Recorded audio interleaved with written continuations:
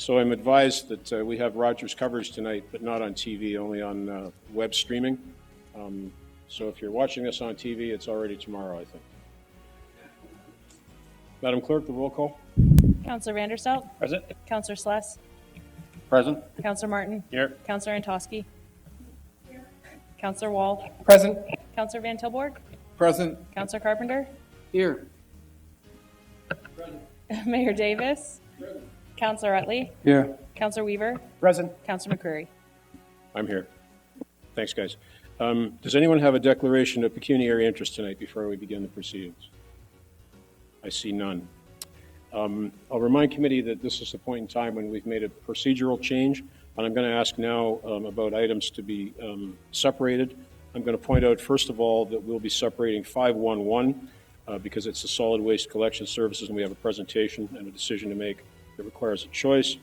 Item 5.3.1, resolution for a climate emergency. We're going to be separating that because there's a deferral motion before us tonight. 5.3.2 is going to be separated because we have delegations here to speak to us on that item. Item 5.3.5 is a lead service replacement. We have a gentleman here speaking tonight, so that'll be separated as well. So now let me ask any other items that you'd like to separate. Councillor Vanderstelt. 5.1.6, Mr. Chair. Let me get a mover and seconder then for all the other items that are before us tonight. Councillor Martin, do you have a question? Yeah. Sorry, did I overlook some separations? Item 10, Mohawk Lake cleanup. Is that one separated yet? It is now, yes. 5.1.10. And 5.1.17, Southwest Task Force. Okay. Thank you. Is that all, Councillor Martin? And I'll move the rest. Moved by Councillor Martin, seconded by... Sorry, Councillor Carpenter, do you have more separations? I do, thank you. Okay. Thank you. Thank you. 5.1.5, was that already separated? 5.1.5, okay, yep. 5.6, 5.1.6, yep. and then 5.1.11, okay. Oh, 5.1.14, Okay. 5.1.16. Are we going through all, we're just doing fives, right? We are doing all the fives, correct. Sorry, 5.1, 5.2s, consents and items for consideration. Okay, so I got Oh, more. sorry, yeah, and sorry, guys. Tonight, we're also doing the resolutions. So you may have a resolution coming forward. If you want it to come to the floor for debate, and it's not one of the ones with delegations, you have to separate it now. Otherwise, it'll come as the global vote, okay? So if you've got a resolution, you have to separate it now that you want debated. So If you don't want, 5.3.2 is separated because we have people speaking to it? it is already, Councillor, yes. Yes, so we have 5.3.2, which I believe is the only, sorry, 532, 535, those are the two resolutions before us which are separated because of delegations. Councillor Vanderstelt? In addition to that, Mr. Chair, 5.3.6 in resolutions. Okay. We'll take our time, guys. Make sure you got everything separated that you want. Take a good look at the resolutions. We got 5.1.9? We have now, yes. Okay. And 17, 5.1.17, is that separated? Okay. It already is. Just going through my list of Yeah. tags here so I know what it is. Sorry, Councillor? I'm just going through my list of tags where I made notes. Thank you. Yeah, okay. Okay, so are we all done now? I did have a mover in Councillor Martin, seconder Councillor Weaver. We'll go to the question on the balance. There are some left, I believe.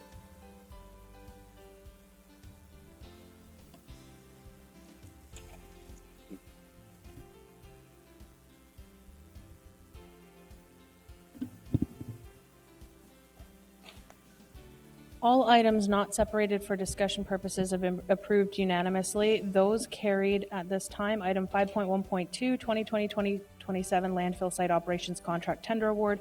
513 Empire Communities Limited Winfield West Phase 7C Subdivision Agreement. 514 Empires Community Limited Winfield West Phase 6B Stage 2 Subdivision. 5.1.7 Agreement to suppress locate requests. 5.1.8 Spring Street and Jarvis Street Traffic Control Review. 5.1.12 Fit for Work Human Resources Policy. 5.1.13 Temporary borrowings for the municipality. 5.1.15 Amendment to Bylaw 179-2017 Corporate Policy 042 Acquisition and Disposition of Interests in Lands Policy. 5.2.1 Temporary road closures December 2019. 5.2.2 Human Resources Committee Report 2019-1203A regarding Human Resources Policy Update. All minutes under 5.2.3. 5.3.3 Brantford Brant Ontario Health Team. 5.3.4 Large Media Files. And 5.3.7 Motion to amend something previously adopted Clause B of Item 13 of Committee of the Whole Operations and Administration Report regarding Human Resources Hiring Policy for General Manager and other identified positions. All those in favor, Mayor Davis, Councillor Weaver, Councillor Bader, Stout, Councillor Utley, Councillor Sless, Councillor McCurry, Councillor Martin, Councillor Carpenter, Councillor Antosky, Councillor Van Tilburg, and Councillor Wall. Thank you very much. We're about to go to delegations for the evening, but I'm afraid I've got to read you the rules and procedures before we do that, and I hope you'll not be offended because some of these are very, very basic.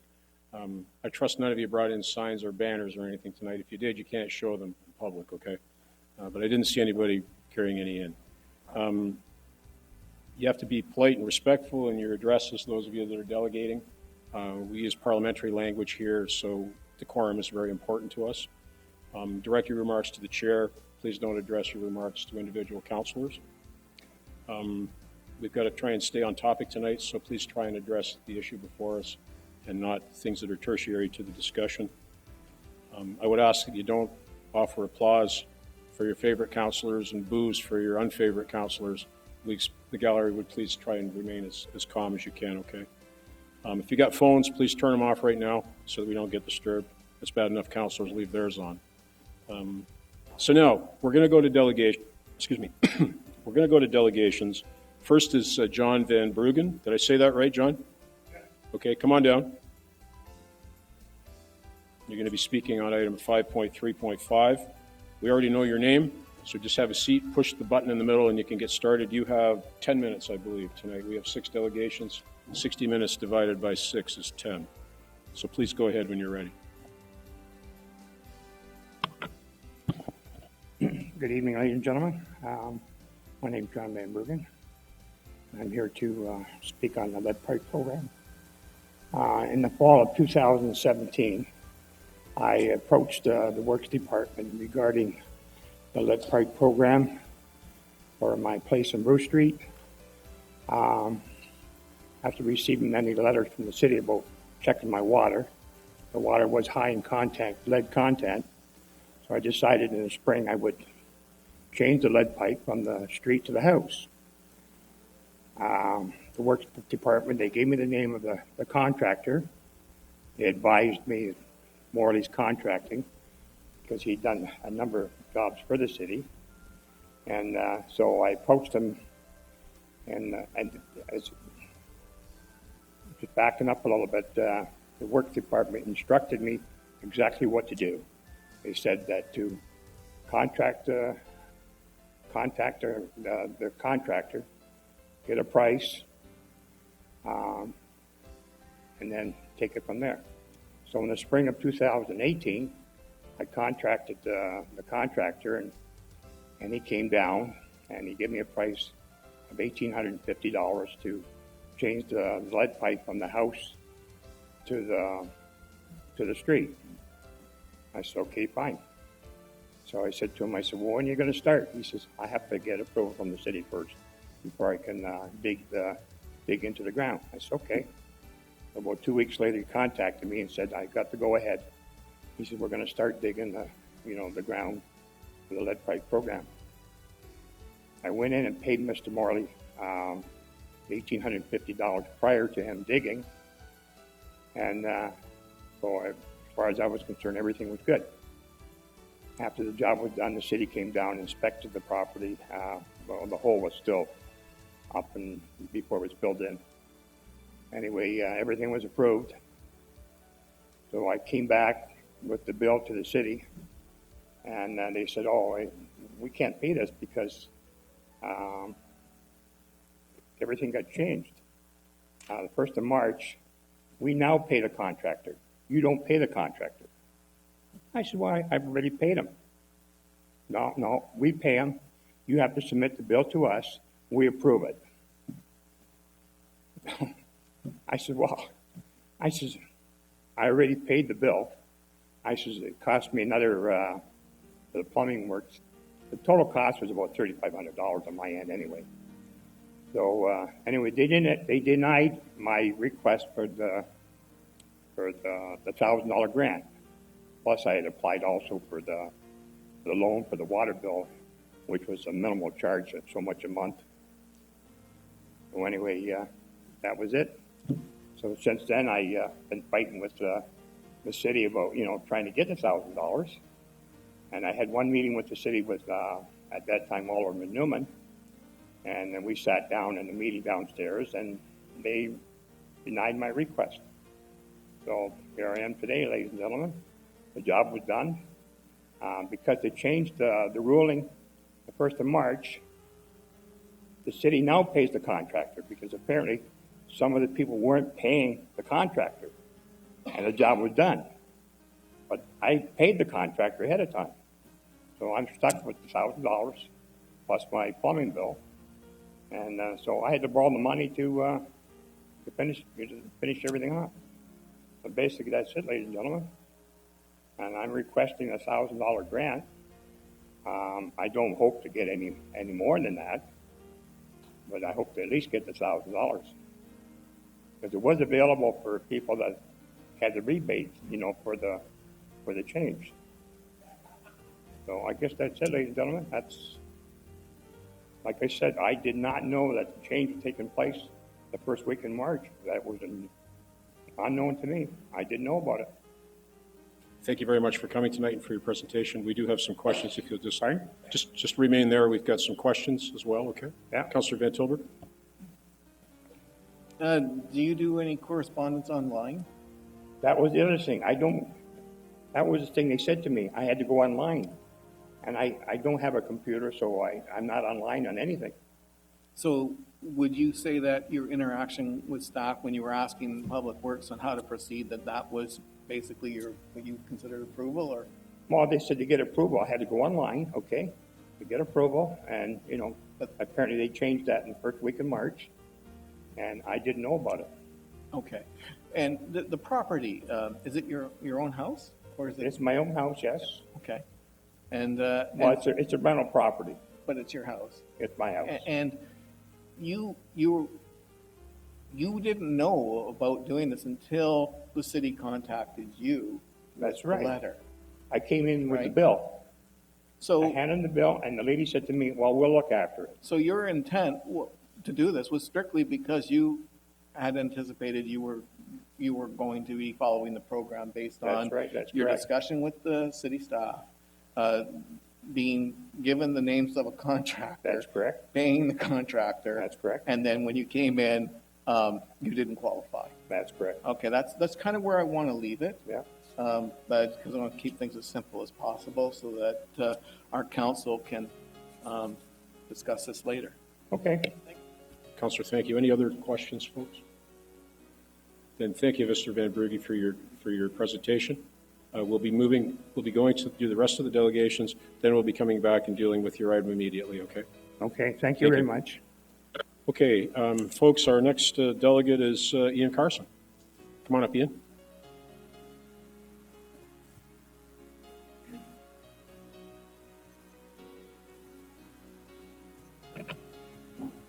Good evening. Most of you know who I am, Ian Carson. I own a small business here in town.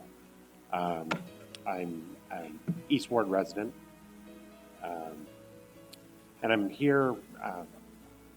My big problem with the whole situation is it's a too quick a look at it. Anyway, I'll go into it. The KPG top 13 opportunities, number 9, Arrowdale, selling Arrowdale off for affordable housing. So far, there's been no strategy, no plan to build affordable housing. Why are we selling this without any plan to it? Anyway, and what about the neighborhood? 2016, council voted to keep Arrowdale, but not only keep it, but to invest money into it. The $1 million that was put away for capital expenditure has yet to receive to rebuild or renovate the clubhouse. So really, at that point, without council being able to have made the change to allow Arrowdale to grow in that time frame, yet you're already ready to try and sell it. And in them was 9-1 to keep it. Councillor Larry Kings was absent. So basically everyone was present other than Honorable Mayor Jen Vandersalt and Joshua Wall voted to keep it. So that 3 people, new people, those votes won't change what they should have done originally. So it still would have passed. And I loved Councillor Utley's that not only to look at keeping it, but to put the money and invest it to make it a better facility. Okay, green space in Ward 5 and Ward 4. If you look at the map, there's very little big green space. What you do see is Arrowdale, the cemetery, and Mohawk Park. If you look to Homedale, West Brant, and Northwest, there's an ample amount of green space. Council voted on the climate emergency resolution, yet there's a motion on the table to get rid of a big piece of one section of the city's green space. Oh, sorry, good thing. Okay, clustering is issue Ward 5. Ward 5 has most of the social housing, all the homeless shelters, all the methadone clinics, the only drug rehab, and is planned to be the site for the safe injection. Ward 5 is already dealing with the brunt of the drug, lack of affordable housing, and homelessness. And now looking at getting rid of some of our green space. It's too much for one ward to be able to handle everything for the rest of the city. And then youth golf, we won an award from the Ontario PGA or it was a Canadian, and we're looking at closing one down. Youth golfers from 2011 to 2019 have increased from, it was 110 to like 212. So youth golf is increasing. Golf financial, so you're always saying we're losing money. City Council itself asked to include Airedale and Northridge in one golf unit. When you look at the costs for each one, we end up with $62,270 of profit in the system. That going to our golf capital reserve fund to help pay for upgrades to the facilities.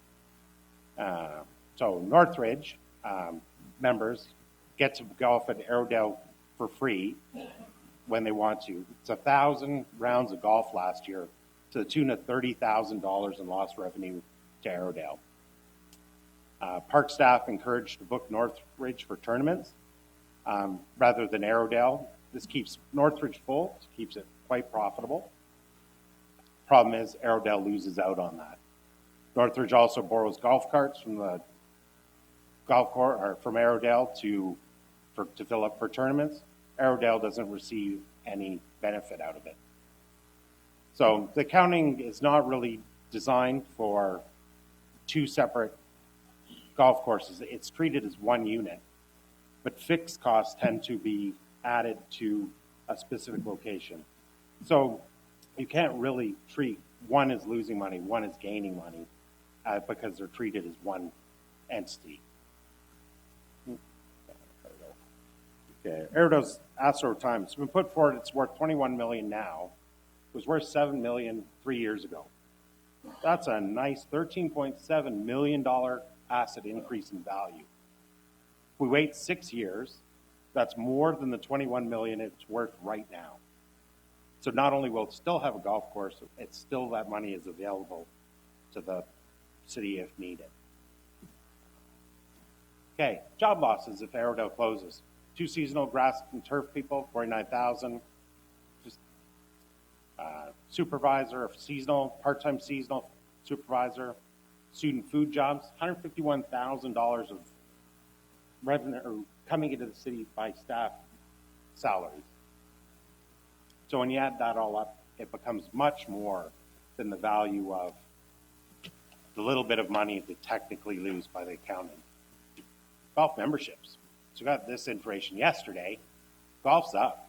Ariel's increasing in membership faster than Northridge is, even though they didn't get a new clubhouse. So $5 million to Airedale, or not to Northridge, not Airedale. Do the math, 62,270 plus 12.2% on average between the two, because it's the golf unit, means we're almost $70,000 profit. Whether that's true or not, we're not sure, because we won't know the total till the end. $4.7 million in land appreciation a year, $150,000 in income into the community by staff. Almost means $4.8 million return on that asset. And it's a profitable city service. Users pay for themselves, and the asset's increasing in value. Okay. Always good to look at things we could do. So first off, we could use $35 million allocated for West Brant Community Center. It's not ready to build. We've got other property we can sell. We can sell it, recoup that money, put it right back into the West Brant Community Center. Brownfields are, I've been told, one test away from being certified for development. We could sell half that, build affordable housing on the other half. Or we can sell the 100 acres above Powerline Road and build affordable housing on half of it. Kitchener just passed, changed their bylaw, allows for basically laneway houses, secondary housing on properties, small houses, tiny houses. This kind of thing costs the city nothing to do, yet gives us those small houses that we need to increase our affordable housing. Increased development fees to pay for affordable housing, but I think the province is not allowing us to do that anymore. Other way to do it, to encourage development, when a developer comes and they want to build something, give them a discount off the development fees if part of the development is affordable housing. And then tiny home villages we could build, water parks across from Bike Park, the nice little trails in there. We could put tiny home community in there with utilities brought in from the bus depot. There's a field opposite a transport department. You could put one of them in there, same, bringing services from the transport buildings and provide affordable housing that way. Temporary more. Okay. Sir, you have about a minute left. Okay. Well, I was going to say, most of you got this anyway, so I'll let you have questions. I'm done. Okay. Thank you very much for your presentation. Councillor Wall, you have about a minute for your question. I think I'll save them for discussion. Okay, anything else, guys? Any more questions for the delegation? Mr. Carson, thank you very much. As I said earlier, we'll be debating this issue once we finish with the one in front of you, okay? Yep. Thank you again. Thank you very much. Mr. Scheer, you're next. Welcome, Peter.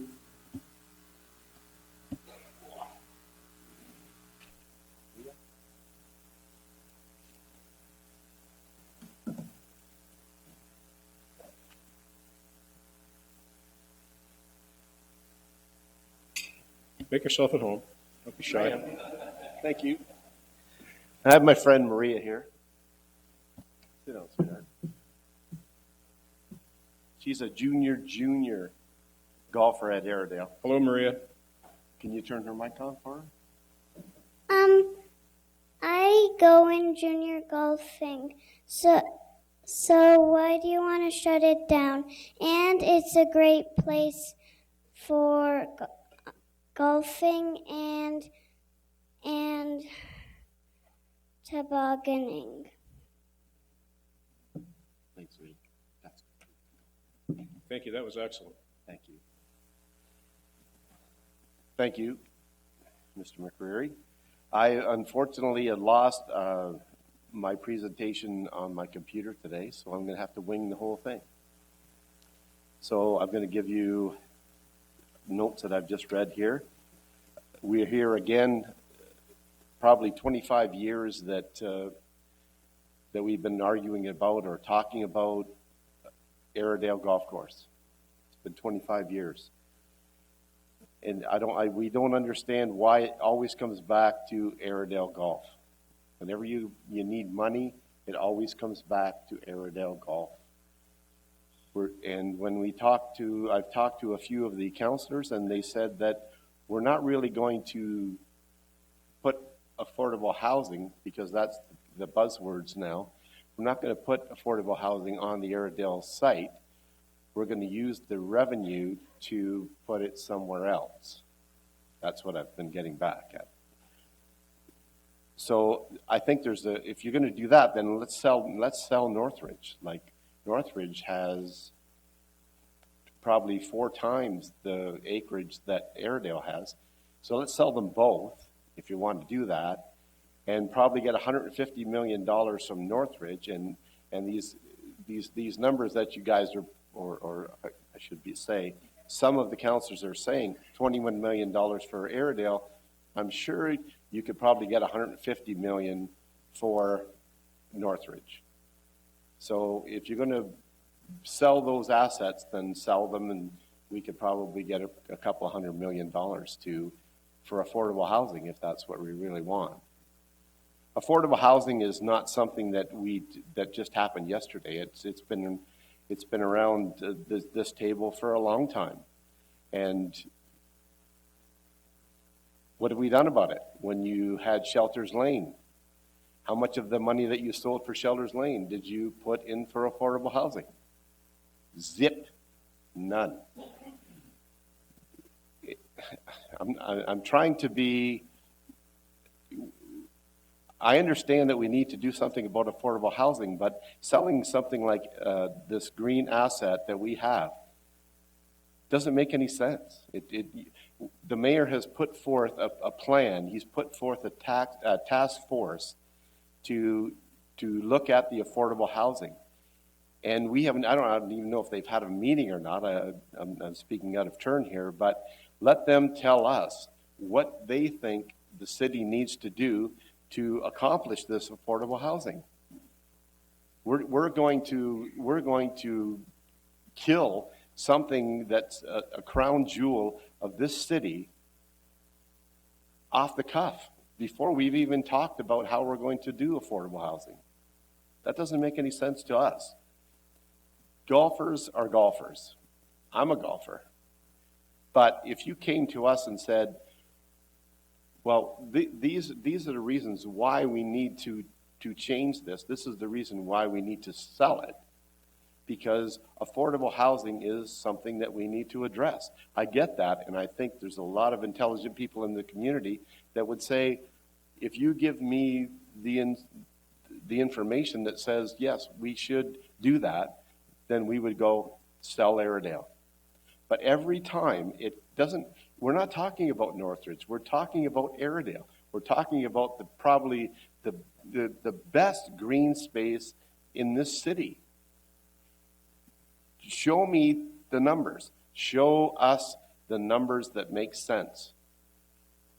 That we need to sell this property, green space in the middle of the city that no one else has. We have that. And you're going to destroy it or dispose of it, as Councillor Vanderstout says, disposal of it. That's not the way to do it. And we've had, I just don't understand why we keep coming back to this and we keep fighting this. 2 years ago, I did a presentation 2 years ago to save Airedale. And you people, other than 3 of you, because we've had 2 new councillors and 1 new mayor, they're the only 3 that are new. And to tell you the truth, 2 weeks ago when we had the KPMG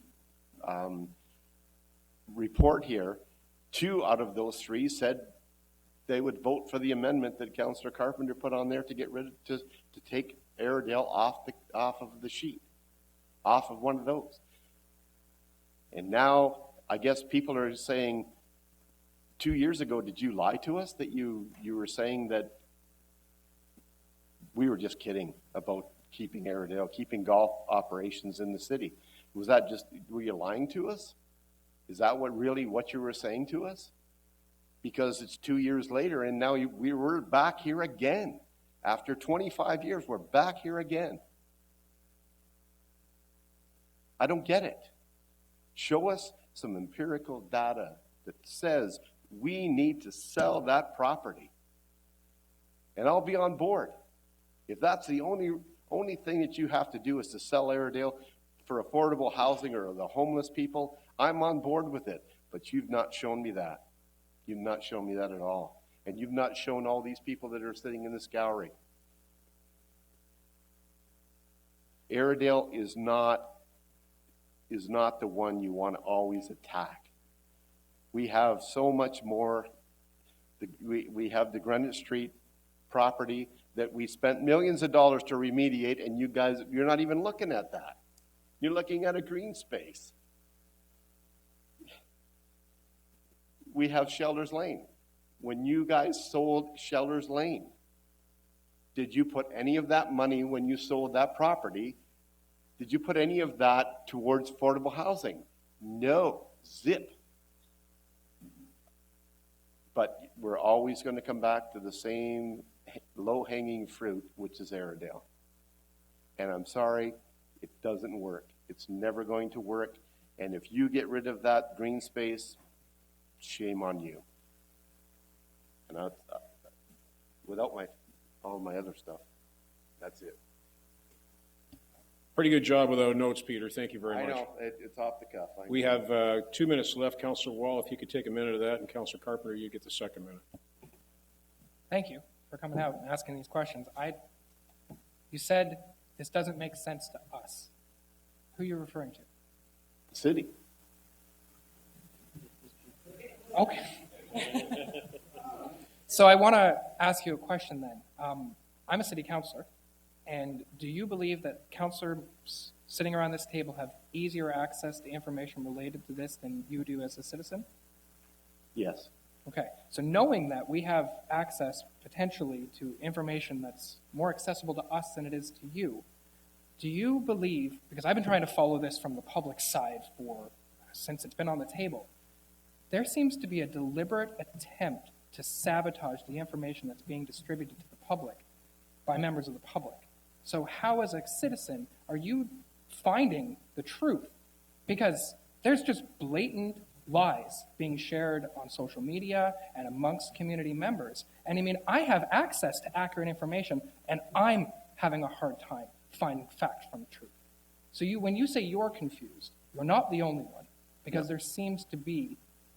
So my question is, do you believe what I just said? Do you believe that there is misinformation out there being passed around regarding the sale of Airedale? Councillor Wall, I've been doing this for a long time, 25 plus years, and it's always been the same thing.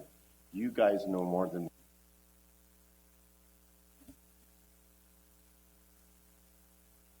I don't know how that happened. Go ahead and push it again, Peter. Thank you. we tried to get as much information as possible, but you guys always know more information than we do.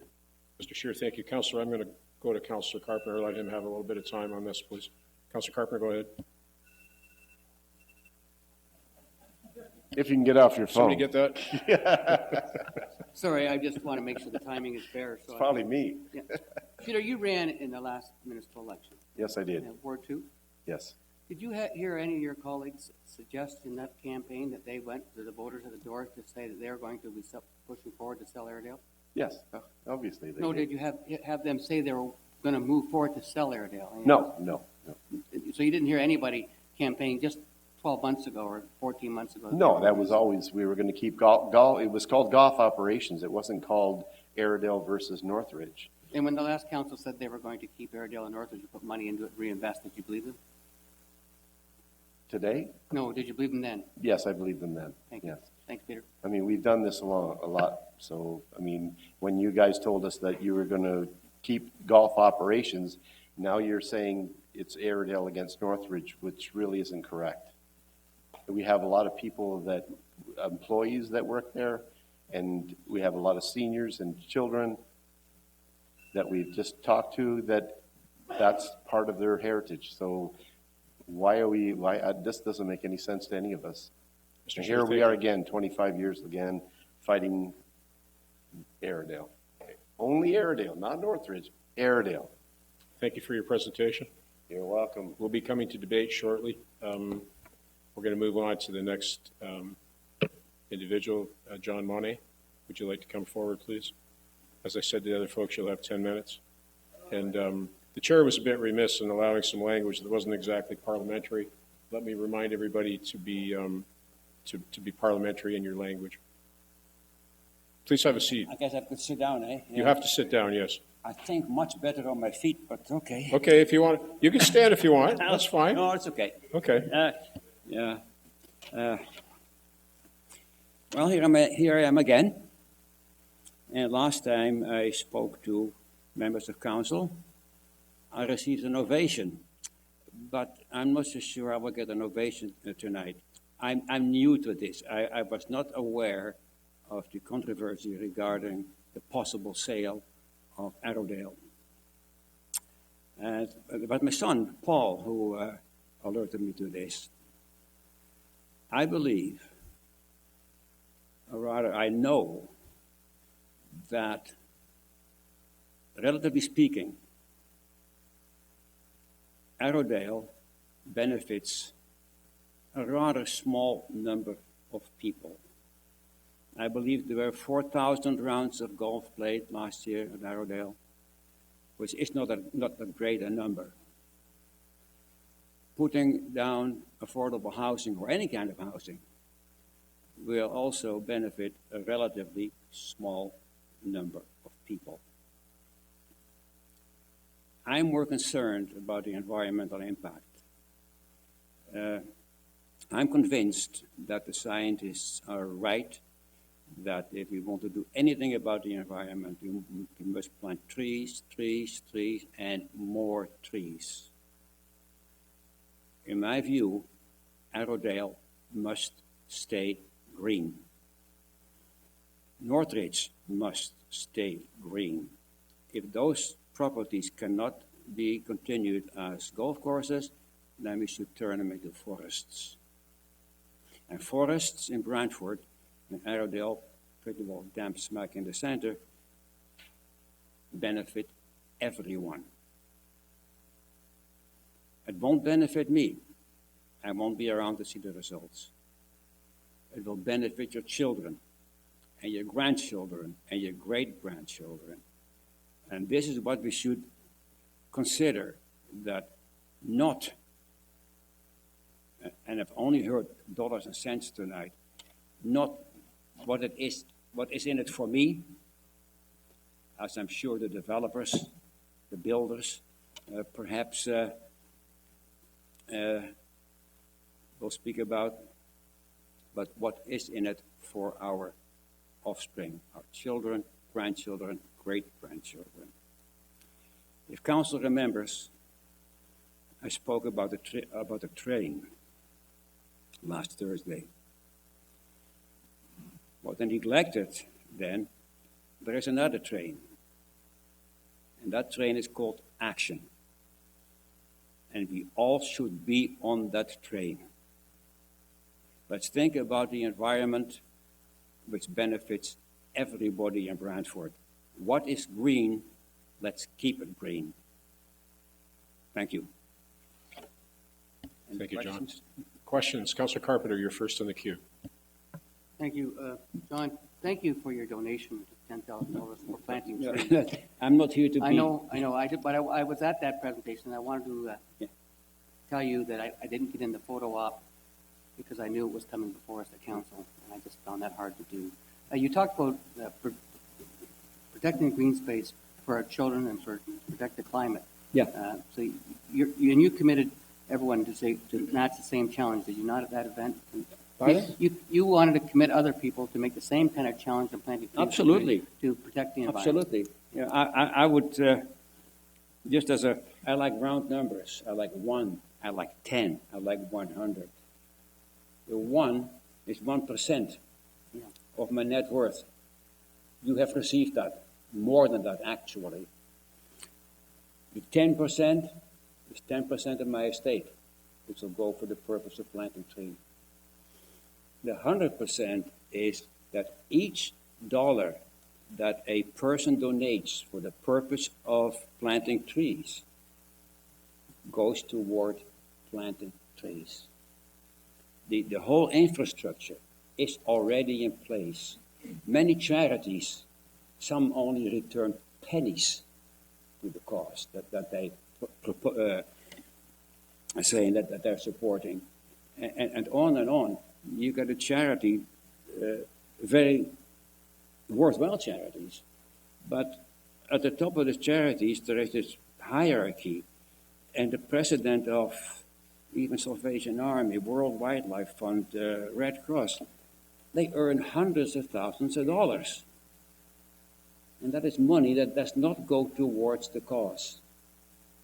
And I was so happy when I found out that everybody thinks that the city is a charity anyway, okay, we pay the taxes all the time, that indeed, that I'm going to get some money back next year, about $3,700. Yeah, I like that. And because I was getting that money back, my donation increased to $10,000 rather than the $5,000 that I had in mind in the first place. And John, you think it's important to protect green space inside the urban center, like in this neighborhood? Oh, yeah, absolutely. Yeah, keep it local. Okay, and I just wanted to tell you, my grandchildren are here because they want to see what happens to green space tonight. Yeah, no, you got to keep the, if it's donated to Brantford, the trees should be planted in Brantford. Thanks, John. Thanks for your donation. And thank you. Committee, any other questions of Mr. Moy? John, thank you very much for your presentation. We'll be debating this shortly. You're welcome. Thank you. Next up, Gary Kostronic. Gary, please come forward.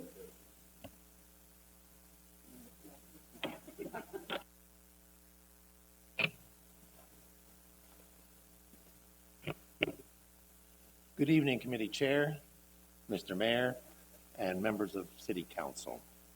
My name is Gary Kostronic, and I'm here tonight to speak about affordable housing resolution. I am supportive of the city building 506 affordable houses over the next 10 years. However, I'm not in favor of selling Airedale.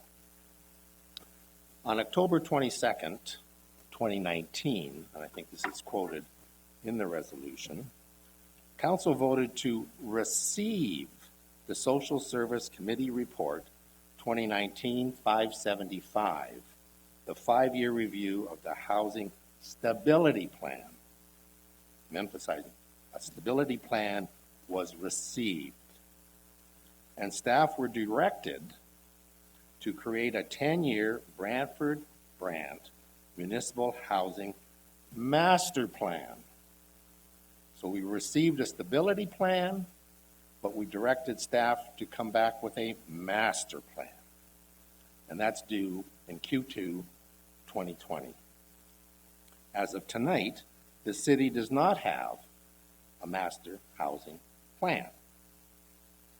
The city can work with private developers, nonprofit organizations, and cooperative housing providers who may have access to government grants or public sponsorships not available to the city. Upper levels of government are expected to provide municipalities with funding for affordable housing projects. These opportunities need to be fully explored and utilized. The city can maximize incentives such as inclusionary zoning, permitting secondary and garden suites, which was mentioned earlier this evening, tax-based local incentive programs, development charge waivers, not a discount, waiver, and expanding housing affordability programs. The approach that the city deploys for affordable housing provides a mix of geared to income and full market rental units, resulting in revenue that covers both the debenture and the operating expenses. So the rent, whether it be full fare or subsidized, pays that debenture and operating expenses. And there's a little bit left over, which goes back into the affordable housing reserve. fabulous plan. That small surplus, once the debenture has been paid, will be substantially higher.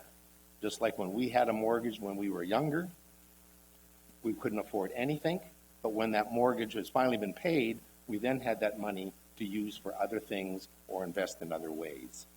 Affordable housing works the same way.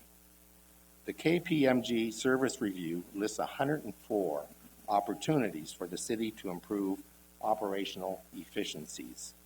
Staff will provide in Q1 2020 a timeline of what can be accomplished by reviewing that. And it very well may affect future decisions that this council will make. As of tonight, we don't have that information. Staff should be asked to provide the current value, including land, of all non-essential city-owned assets and green spaces. This would allow council additional information rather than the single funding option referenced in tonight's resolution. Don't forget the casino revenue. I believe most of the $5 million per year has been allocated to other needs. But are those needs more important than affordable housing? Maybe it's time for a review. This evening, I am asking you to do two things. Vote no to the resolution, and two, let staff provide you with the following information. The timeline on operational efficiencies due Q1 2020, the municipal housing master plan due Q2 2020, potential partnerships and availability of government grants, an inventory with the worth including the land of all non-essential city-owned assets and green spaces. Tonight, please do not be rushed to decide on a resolution when there are so many unanswered questions.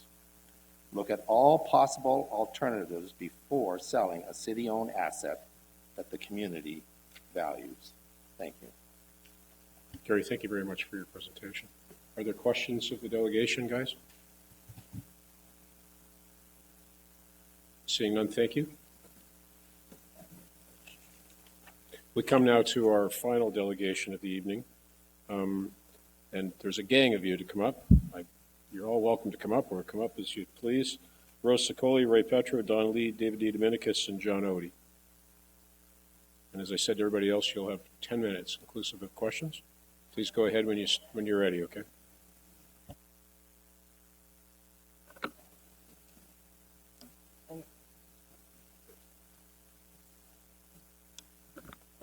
All right, good evening, Your Worship. Chair McCreary, members of council, as well as staff, and to all the observers in the room this evening. My name is Rose Sicoli. I'm the president of the Brantford Regional Real Estate Association, and I have with me this evening members of our Government Relations Committee, who will also be speaking towards our delegation. I have David D. Dominicus, Ray Petro, John Odie, and chair of our Government Relations team, Don Lee. As you know, in 2019, the city of Brantford had 1,700 people on the wait list for subsidized housing. The fact is, affordable housing units are hard to come by. The average actual monthly rents running well over the figures reported by CMHC. It's getting more and more difficult for residents to find a home they can afford.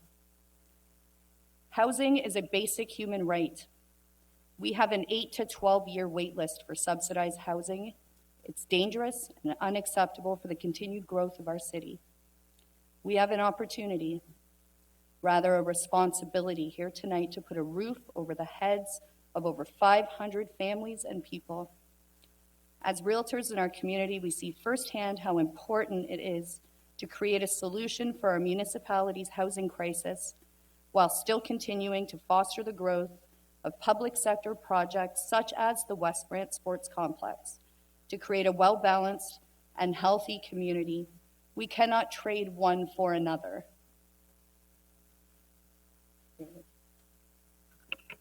Good evening, Chair, members of Council. David D. Dominicus with the Brantford Regional Real Estate Association. To continue on here with some points, to tackle the issue of affordable and attainable housing, unlocking public lands and Brantford can offer an opportunity to create greater housing supply.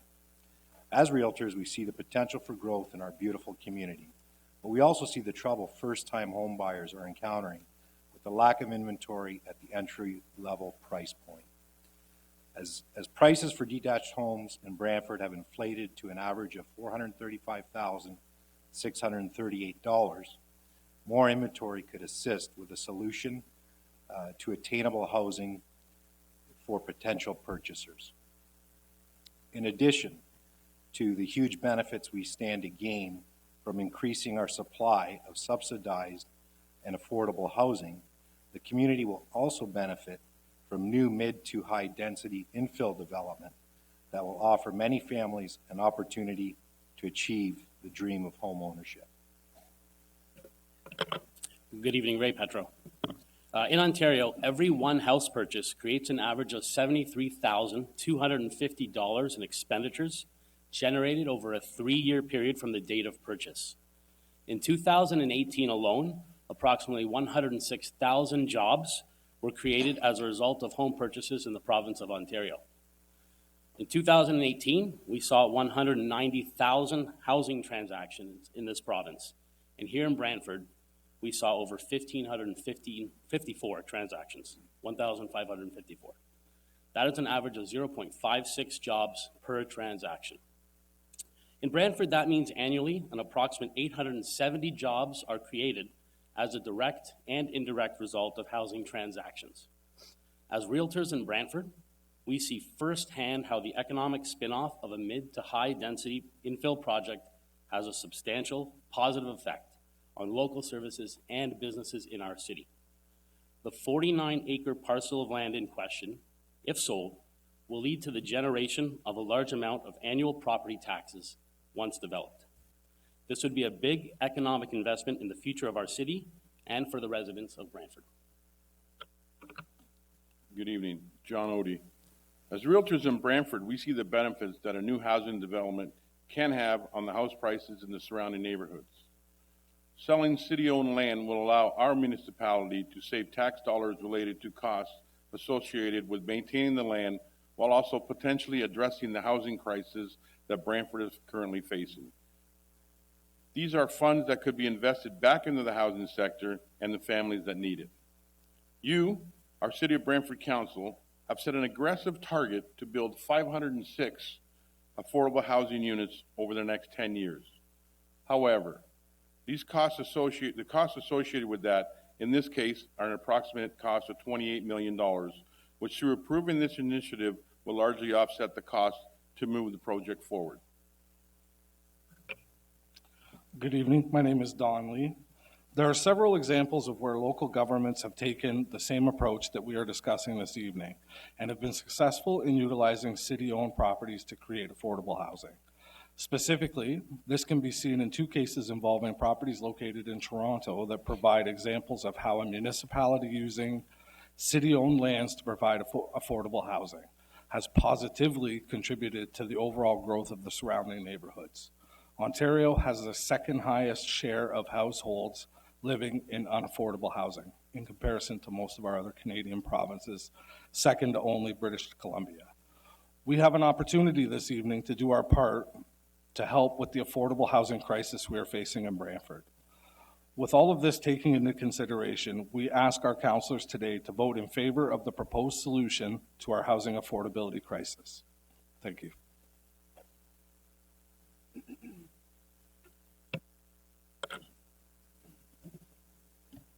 Thank you very much.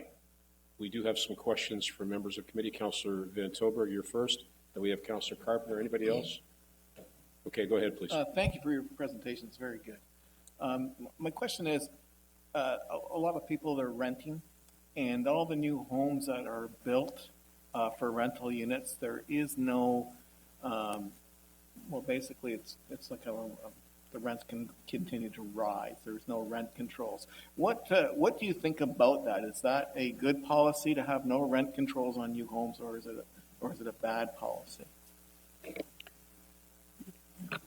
It's not a great policy. However, it's supply and demand. The fact is that our vacancy rate is so low, our availability as far as housing is low and the demand for rental is high. So that's where the prices come in. The market will level everything out once there's more product to rent and to buy. Anything further, Council? Thank you. Councilor Carpenter, go ahead, please. Where do you think these affordable housing units are going to be built? Where do I think they're going to be built? Yes. That's up to you guys. But you seem to think it's a lack of money, and so we need to sell an asset. So where do you think that's going to be? No, I never said it's a lack of money. I just said based on the fact that there's 506, a target for 506 housing units over the next 10 years, and it's going to cost $28 million. The money's got to come from somewhere. You're all in the real estate business of selling homes. I think so, yeah. Have you been in any illegal apartments? Have I been in any illegal apartments? You know where they put apartments in the attics? They put the house up for sale? Have I been in any illegal apartments? I would say yes. Do you report them to the city? No. No? So you think that selling this asset in particular is above other assets in the city that should be sold? I'm one to sell all the assets in the city to bring on housing So we rather should than sell sit on them. all the green space, all the parks. Well, I'm not saying the parks, but that's where we elected you officials, and I know sometimes it's tough to make decisions, but we have to make decisions what's best for the city of Brantford, and that's why you are here. So with about 10 or 11 apartment complexes in the books for next year, you don't think that will increase the supply and reduce the demand a little bit? I would think so, yes. And so you don't think that's a better alternative to encourage development? Again, you guys are the As ones opposed to that... selling. Sure. Respectively, we'd like to keep to the conversation at hand, directly to the resolution that we're discussing. This is the last minute of play, folks. Last minute of play. The resolution is Out affordable housing. of those proposed new apartment developments, how much of them are geared to income or low income? We don't know. You made the comment that more supply will reduce demand and hence drive the prices down. That was your comment. That's for market rent. Yes, that's right. But that doesn't address the long waiting list for geared to income housing. Right, That's right. currently on the city of Brantford waiting list. Right, it doesn't address the location. So, well, I guess thanks It's for up to coming you on. guys, yeah. Thanks for coming for Thank you. Veteran Real Estate Association. I'll echo that. Thank you very much for appearing as a delegation tonight. We are concluded now with delegations, and I'd like to thank everybody that made presentation and those of you in the gallery that listened for being so respectful of everybody that was speaking to us tonight. We're going to move on now with the business at hand. I'd like to get a mover to put the rest of the agenda on the floor. Councillor Wall, Councillor Weaver.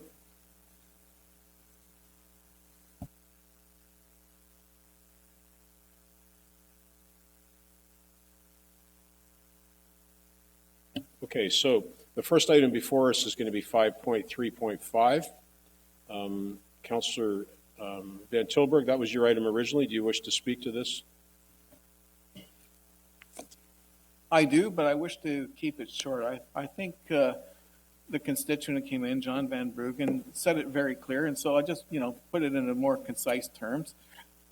In my humble opinion, I believe he came into the program honestly, and I don't think that there was any, manipulation or anything like that. I do think that, if I was doing the paperwork, I would say, and I was city staff, I'd say, yeah, you don't qualify based on the way things went. And when we looked at going through that with Councillor Newman, they confirmed that he does not qualify, which, I considered what he told me, and I thought, could this happen to anybody who receives a letter in that circumstance and when there's a change? And especially if you're not one that's on a computer all the time, I think when you come in and you do your interaction with staff, you leave with an impression. And I believe he left with the impression that he was doing things right. I do know that we have changed our processes since he started. One of the things that we had done in the past was we would state the people that could do the lead pipe program. The only thing was it actually could be anyone. We just had a list of people that did them.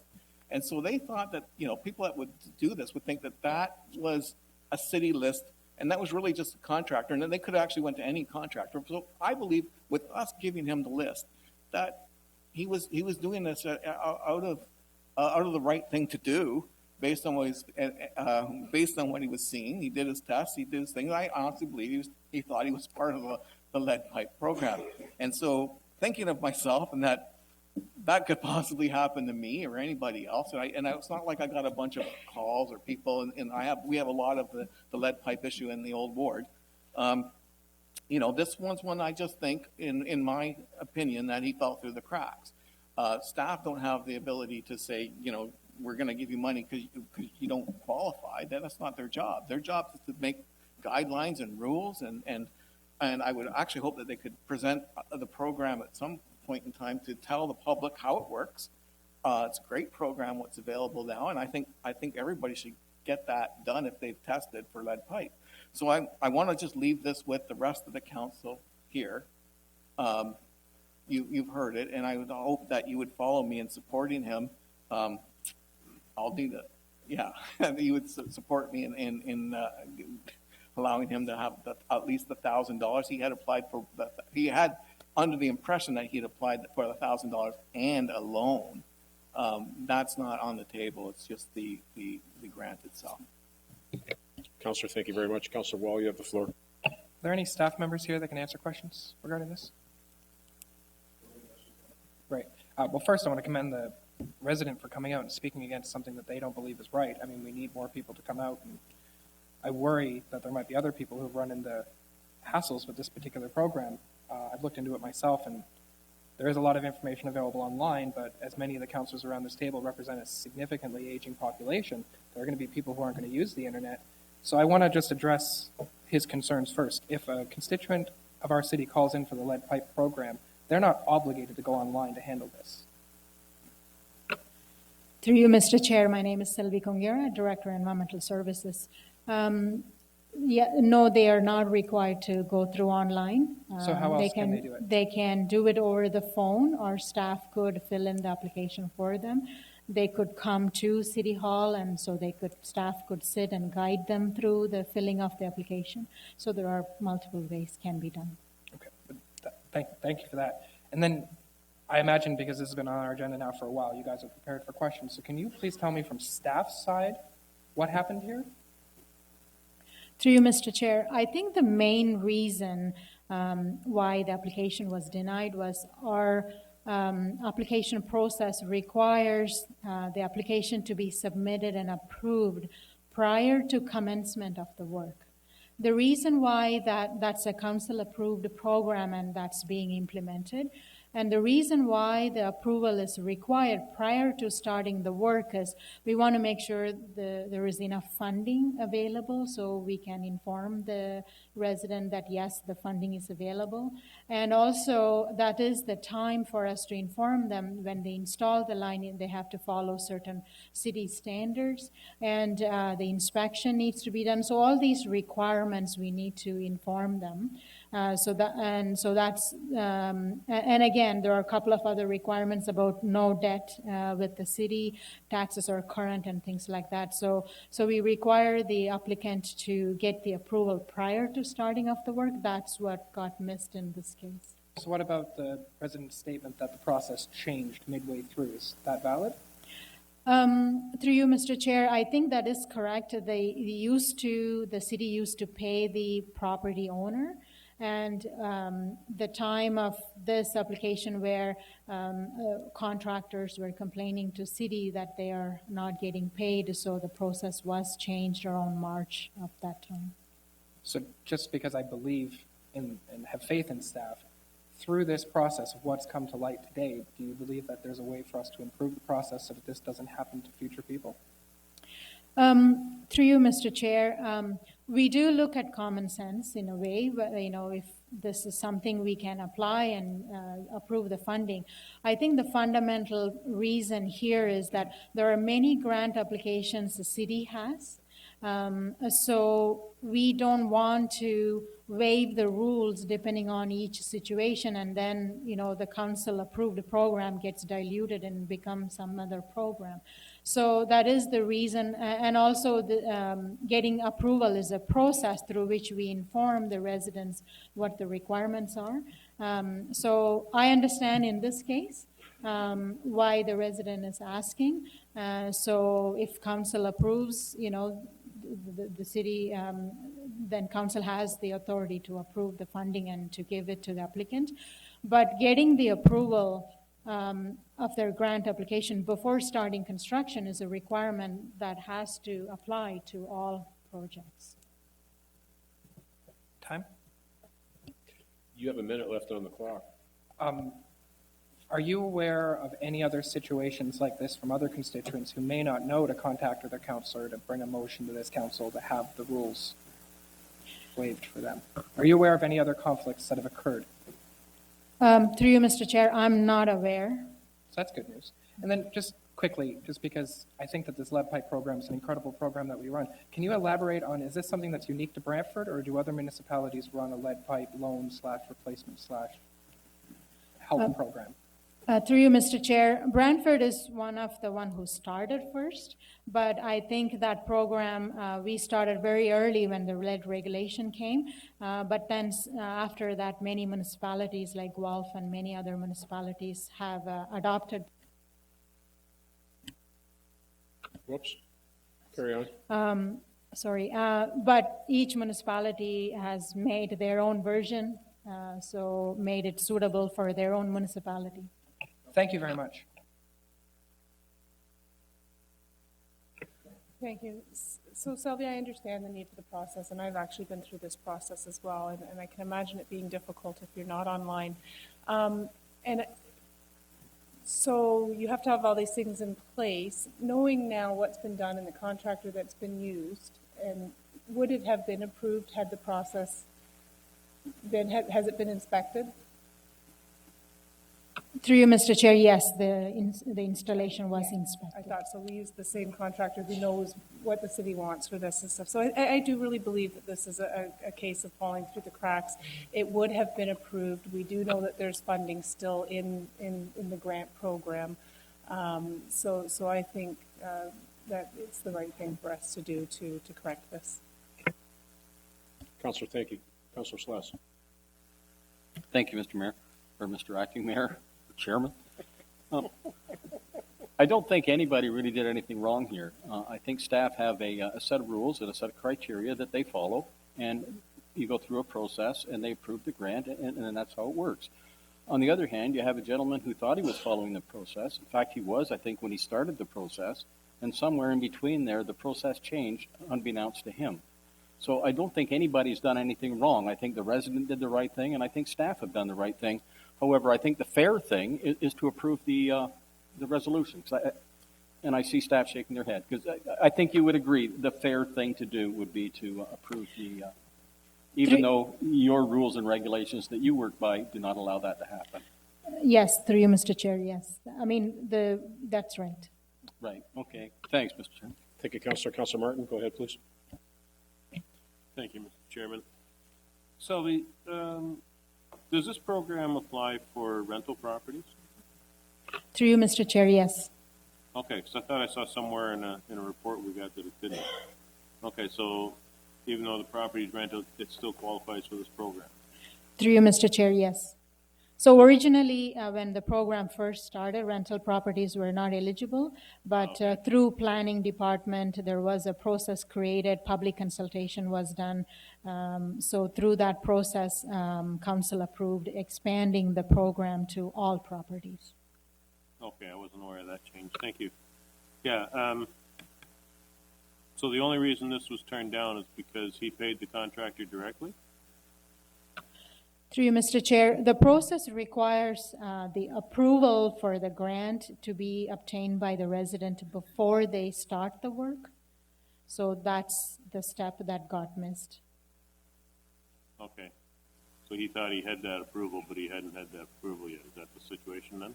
Through you, Mr. Chair, so the application should have been submitted at the start of, before they start the construction and got the approval process. We usually keep a very simple process. It doesn't take much time.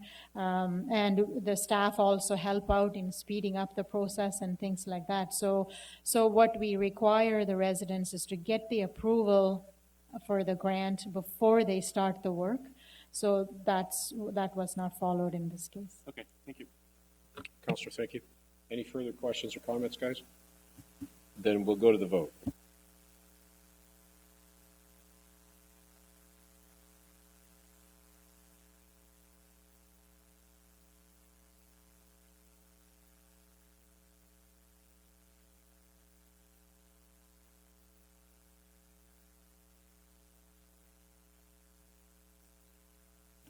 Item 5.3.5, request for lead service replacement grant payment is approved unanimously on a recorded vote. Those in favor, Mayor Davis, Councilors Weaver, Vanderstel, Etley, Sless, McCreary, Martin, Carpenter, Antosky, Van Tilburg, and Wall.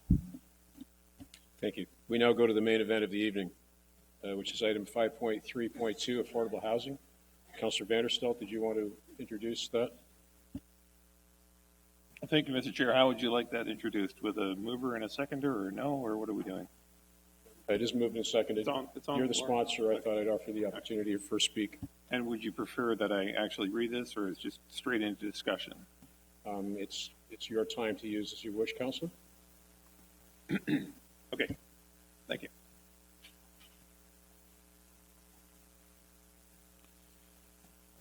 Well, here we are. Here's my question on the council floor, as it was intended. Not intended to disrupt anything, not intended to upset anyone, but simply meant as a question: what is more important? Would it be more important to continue to subsidize golf or to subsidize housing? That's the question. That's how it was presented on social media. That's how I brought it forward.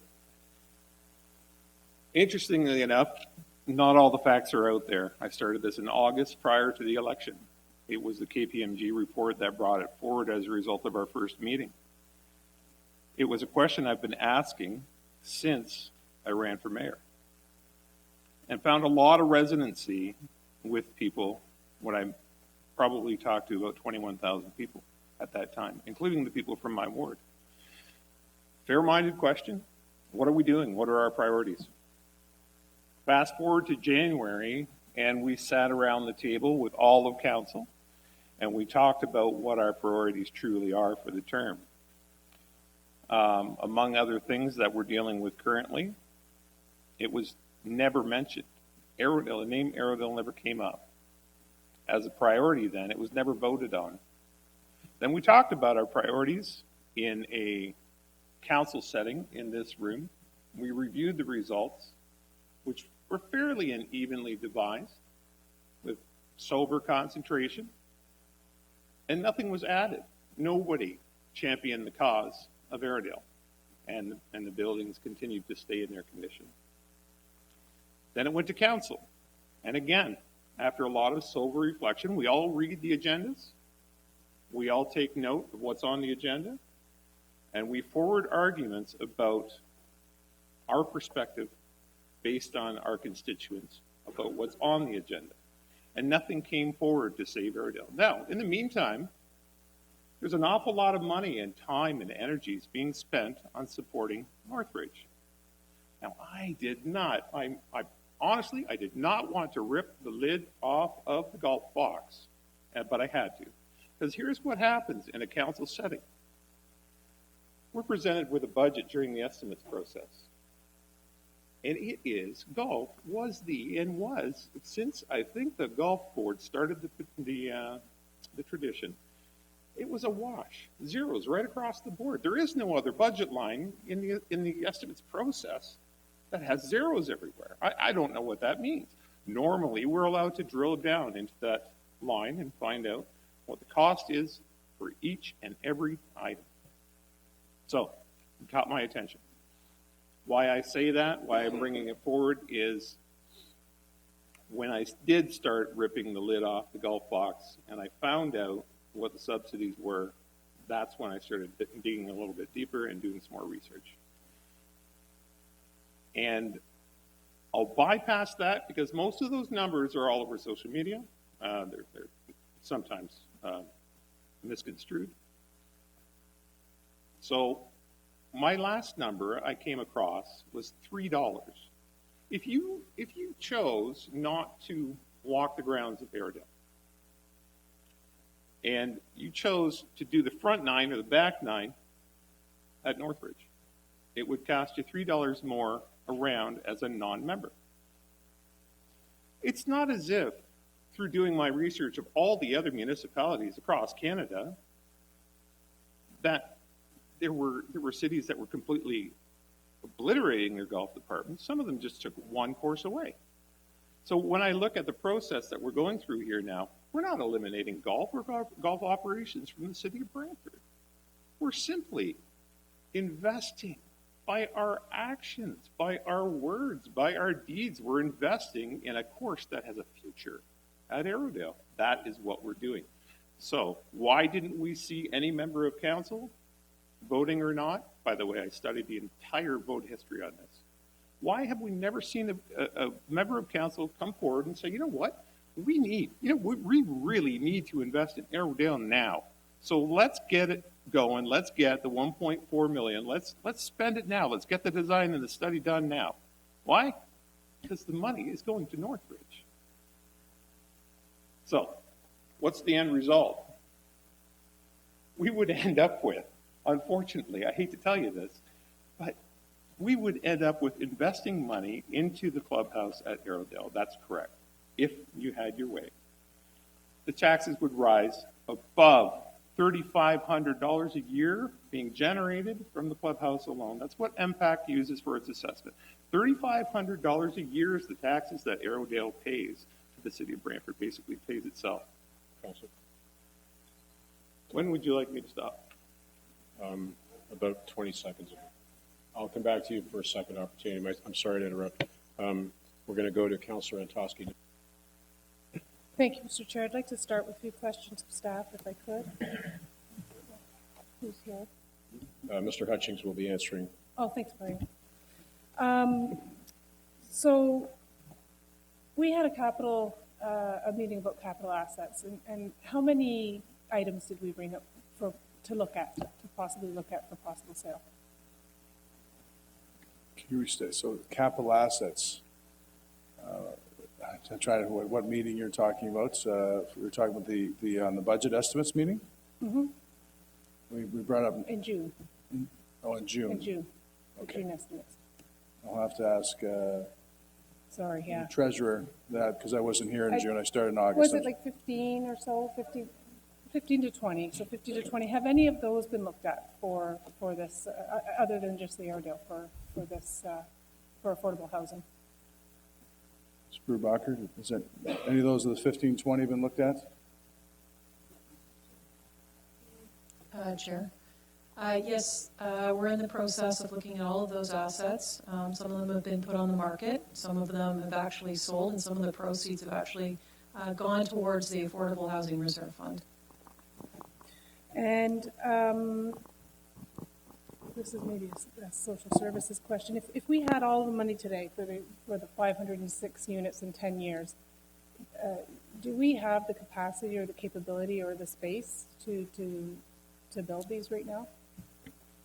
So the question, we do not have the land at the moment, but these monies would make it available to, with the increase in this money as well as increase in tax revenue every year as the motion, this would allow us to forward most of the 506 units that would come forth.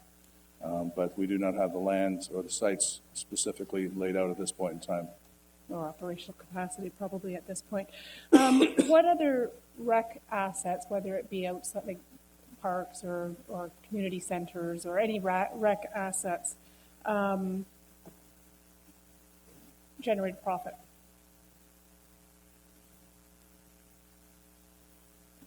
The only one that I have that's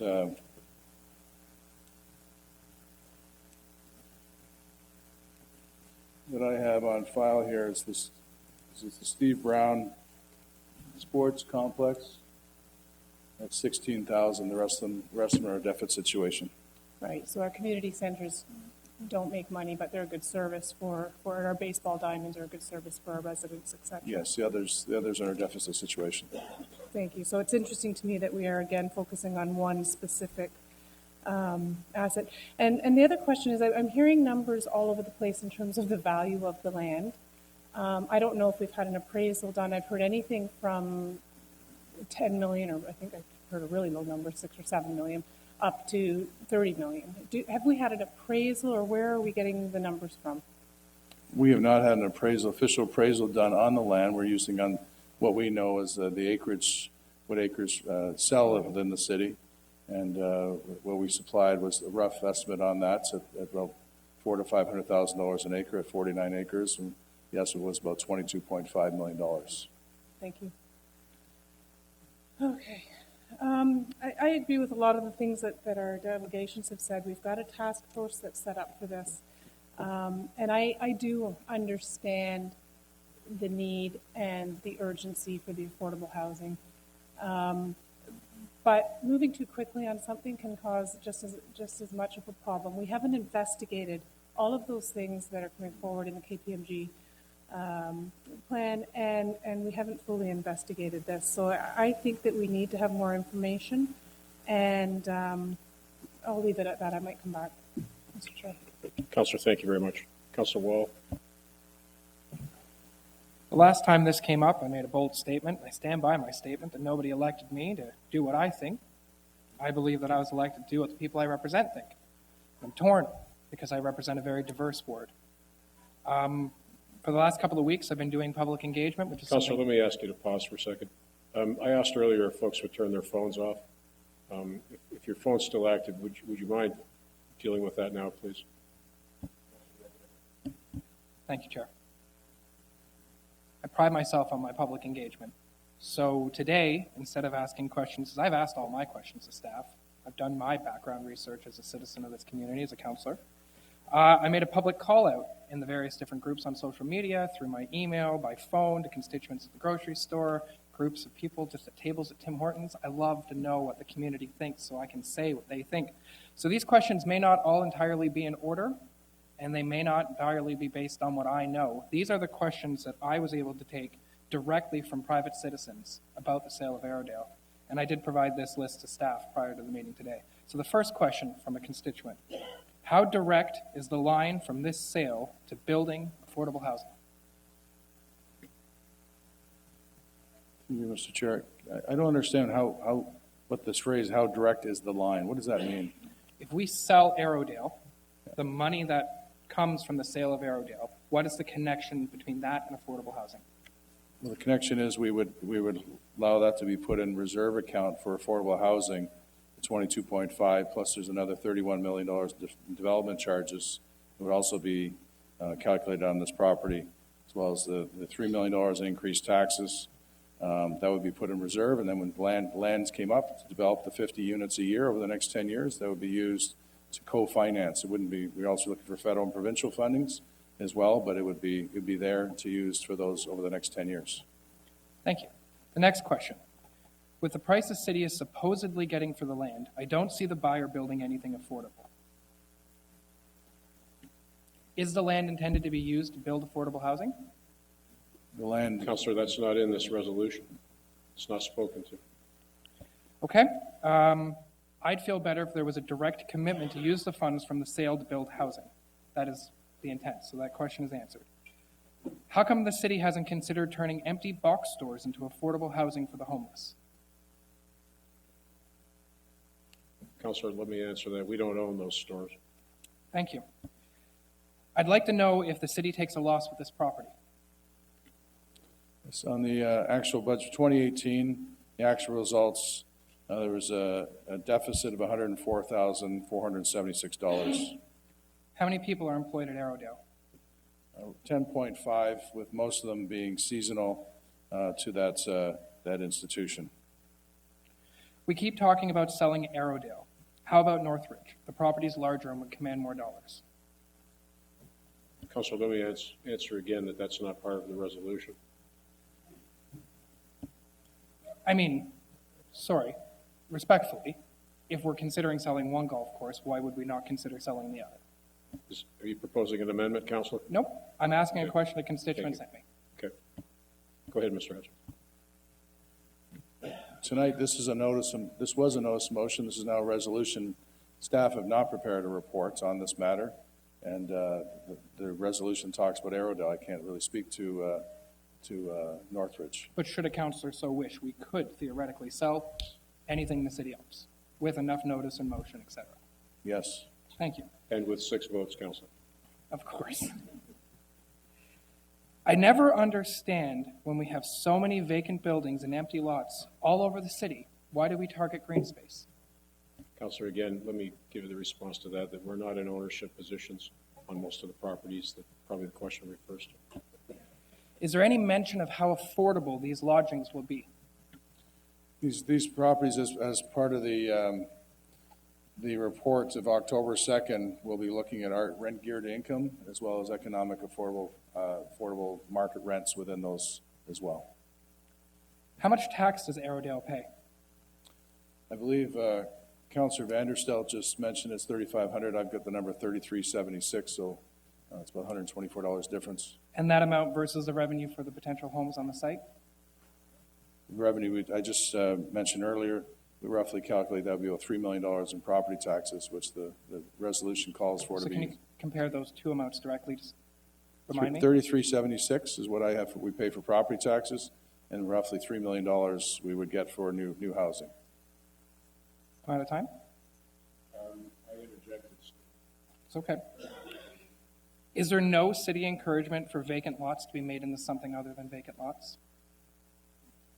There have been encouragement programs the city has brought forward in the past through planning, but at this point in time, we do not have a program that the funding is not there. But again, most of these are, again, privately owned properties. What's stopping the city from using Airedale in the winter? For anything? That's probably a historical question. I've been here for 4 months, but I would say probably expenses to keep it open, liabilities for what it's being used for. So it's really not a public, it's not an open space. It's actually it's a park that's shut down in the wintertime for public use. It's a golf course.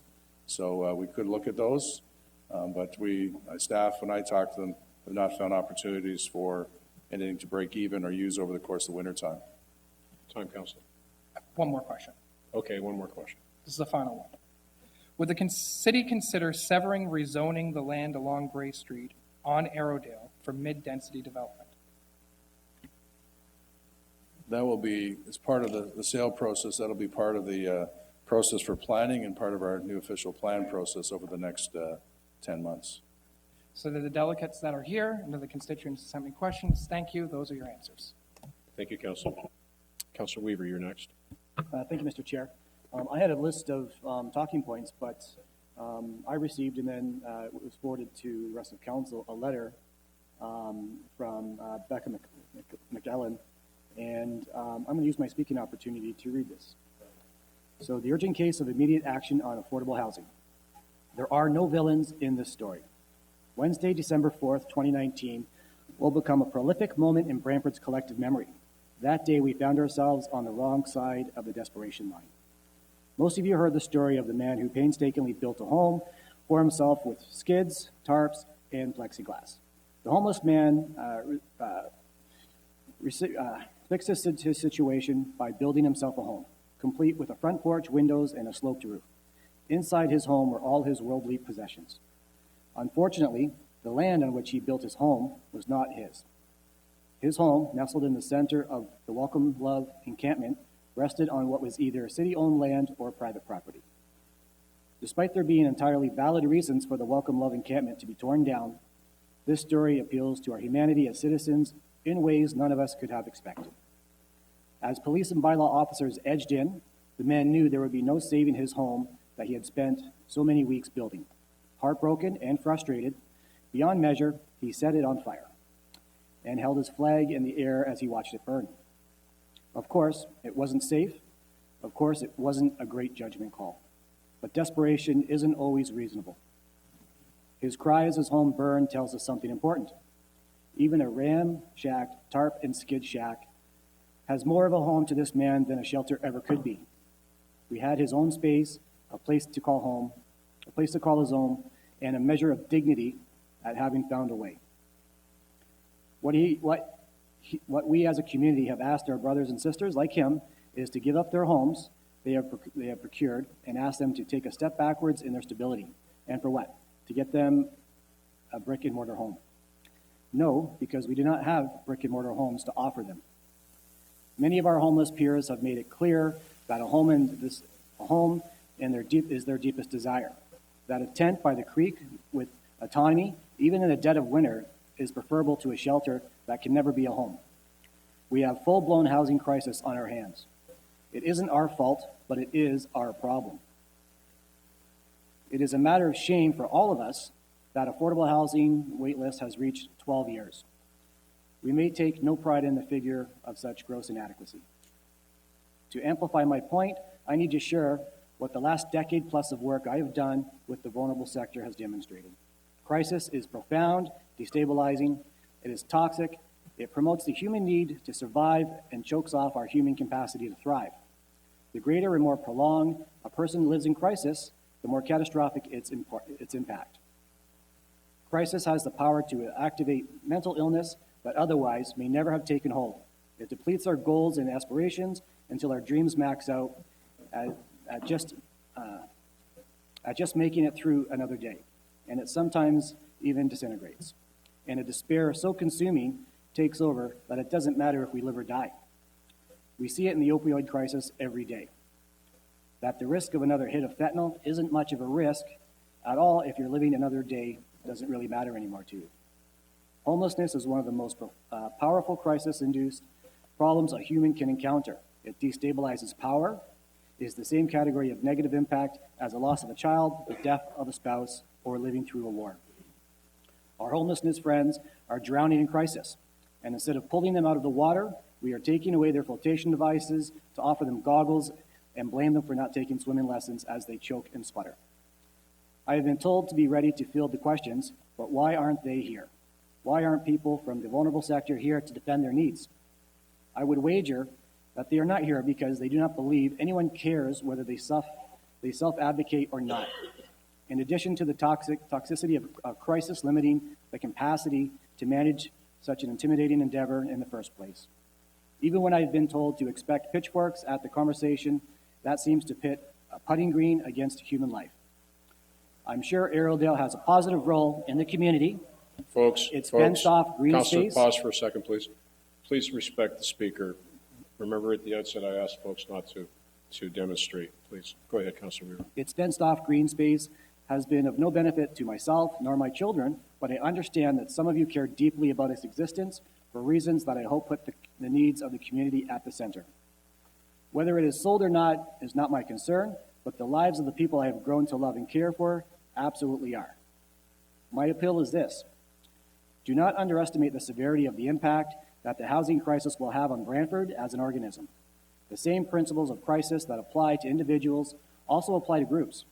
If we do not fix this and create more housing, the result will be a collective devastation as the Massey-Ferguson closure era. These consequences of your choices on affordable housing will ripple through generations. I do not care if you sell Arrowdale or not, but how you respond to the housing crisis is of instrumental importance and absolute urgency. I celebrate your decision to so drastically improve supports for the shelters in the city, but we will need to do more of that for next winter if we do not solve this problem. As I advocate for my friends on the street, I can say with confidence that I place a call to home and the most powerful help we can offer to help them to rebuild their resilience. I pray that the compassion of our brothers and sisters who have fallen down will be woven into our decisions. Thank you for how diligent you serve the community and for the sacrifices I know all of you have made. This isn't easy, but they are standing in front of us, waiting for us to make our move. I have faith in you. Sincerely, Becca. Councillor, thank you. Could you make sure you provide a copy of that to the clerk as well? Councillor Antosky, your second opportunity. Go ahead. Did you, no other firsts? Okay, thank you. I think everyone around this table sees affordable housing as a priority, and I'm a little bit disappointed that we are pitting one instance. This is not a question of subsidizing golf or affordable housing. This is a question of affordable housing and everything else we need to look at in terms of how do we manage that? How do we look at that? How do we solve this problem?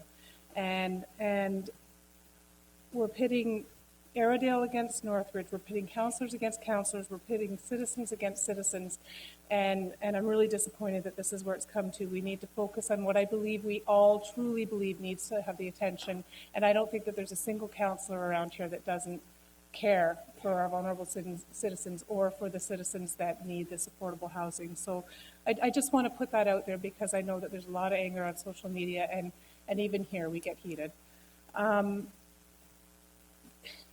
The question of nobody championed Airedale. Nobody thought they had to champion Airedale. There was a promise made 2 years ago. So nobody thought they had to come forward again, and that this was off the table. We're going to put some money into it, fix it up. So I understand that things change, but to put it on to people that, well, you didn't, councillors, you didn't come forward and make it a priority, or citizens, you didn't fight for it, I think is unfair. I think that we have other options that we can be looking at. There's projects that we've put money aside, and if we all believe that affordable housing is important and our top priority, then let's look at those. We've got assessment coming down the line. Let's take some money from some of those projects and replace it with the assessment coming through, or let's at least look at that possibility. I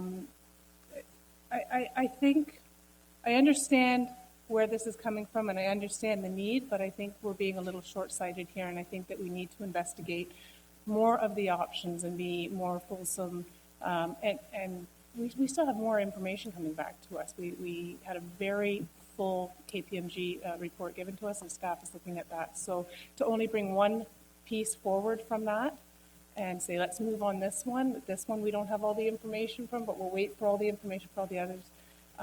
It doesn't make sense to me. I don't feel like we're doing our full due diligence there.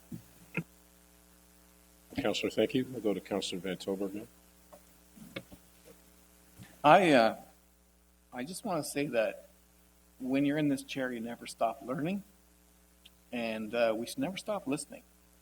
And tonight I heard some great presentations from all sides, and you have to take the gist of their information, and it's really simple. Our priority should be in affordable housing. What people are questioning is the funding source, what we've decided to use as the funding for it, and it's also been very apparent how little of a plan that there is. But let's not just say that we're not doing nothing, because that's not exactly true. In fact, our social services have been working hard, and they've been excellent at what they do. And that means from coming up with shelters in an instant to deal with an immediate crisis. That's pretty darned amazing. The monies that came out of council was to no burden of the citizens, and I think that was pretty amazing. And when I hear the stories, believe me, I live in the ward. I know what's going on in my ward. And, I think, what more do we have to do? I believe the Marlene Ave, the supportive housing, could I get an answer on when that comes online? I believe that's in April of 2020. April of 2020, we will have supportive housing, the housing structure that is to help the homeless. We are actually trying our best to be ahead of the game. We are not ignoring the situation.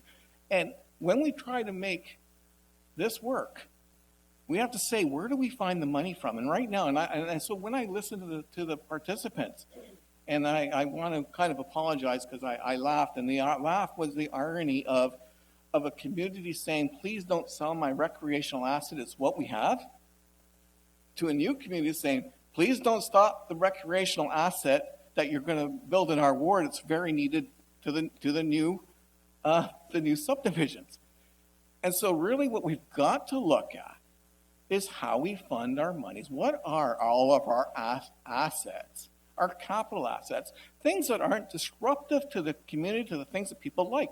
I do not like this concept of saying the city needs to solve this by going after our recreational activities.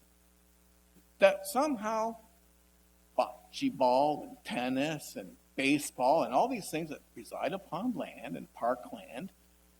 Golf is a recreational activity used by citizens. It's one of the few, and we've asked golf operations to run that on its own. We chose to do that, and not to bring us forward any cost.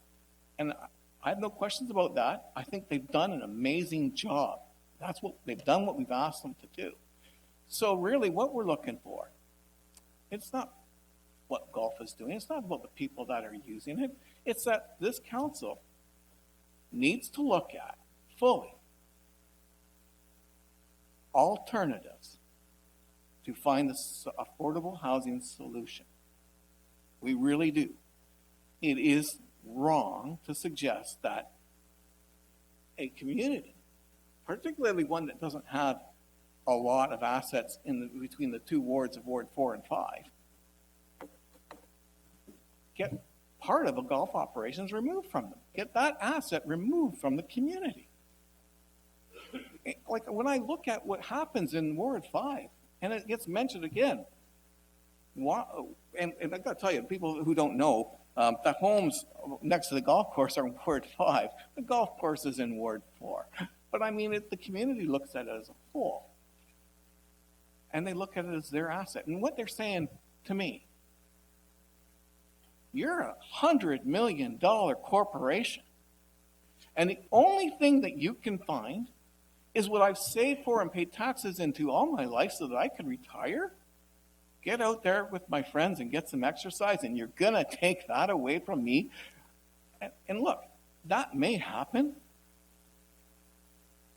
But you got to say, can we not do a better job at this? Can we not have, where I have a community fighting to say, to play, we're going to, am I going to ask Parks and Rec, what do you got on offer next?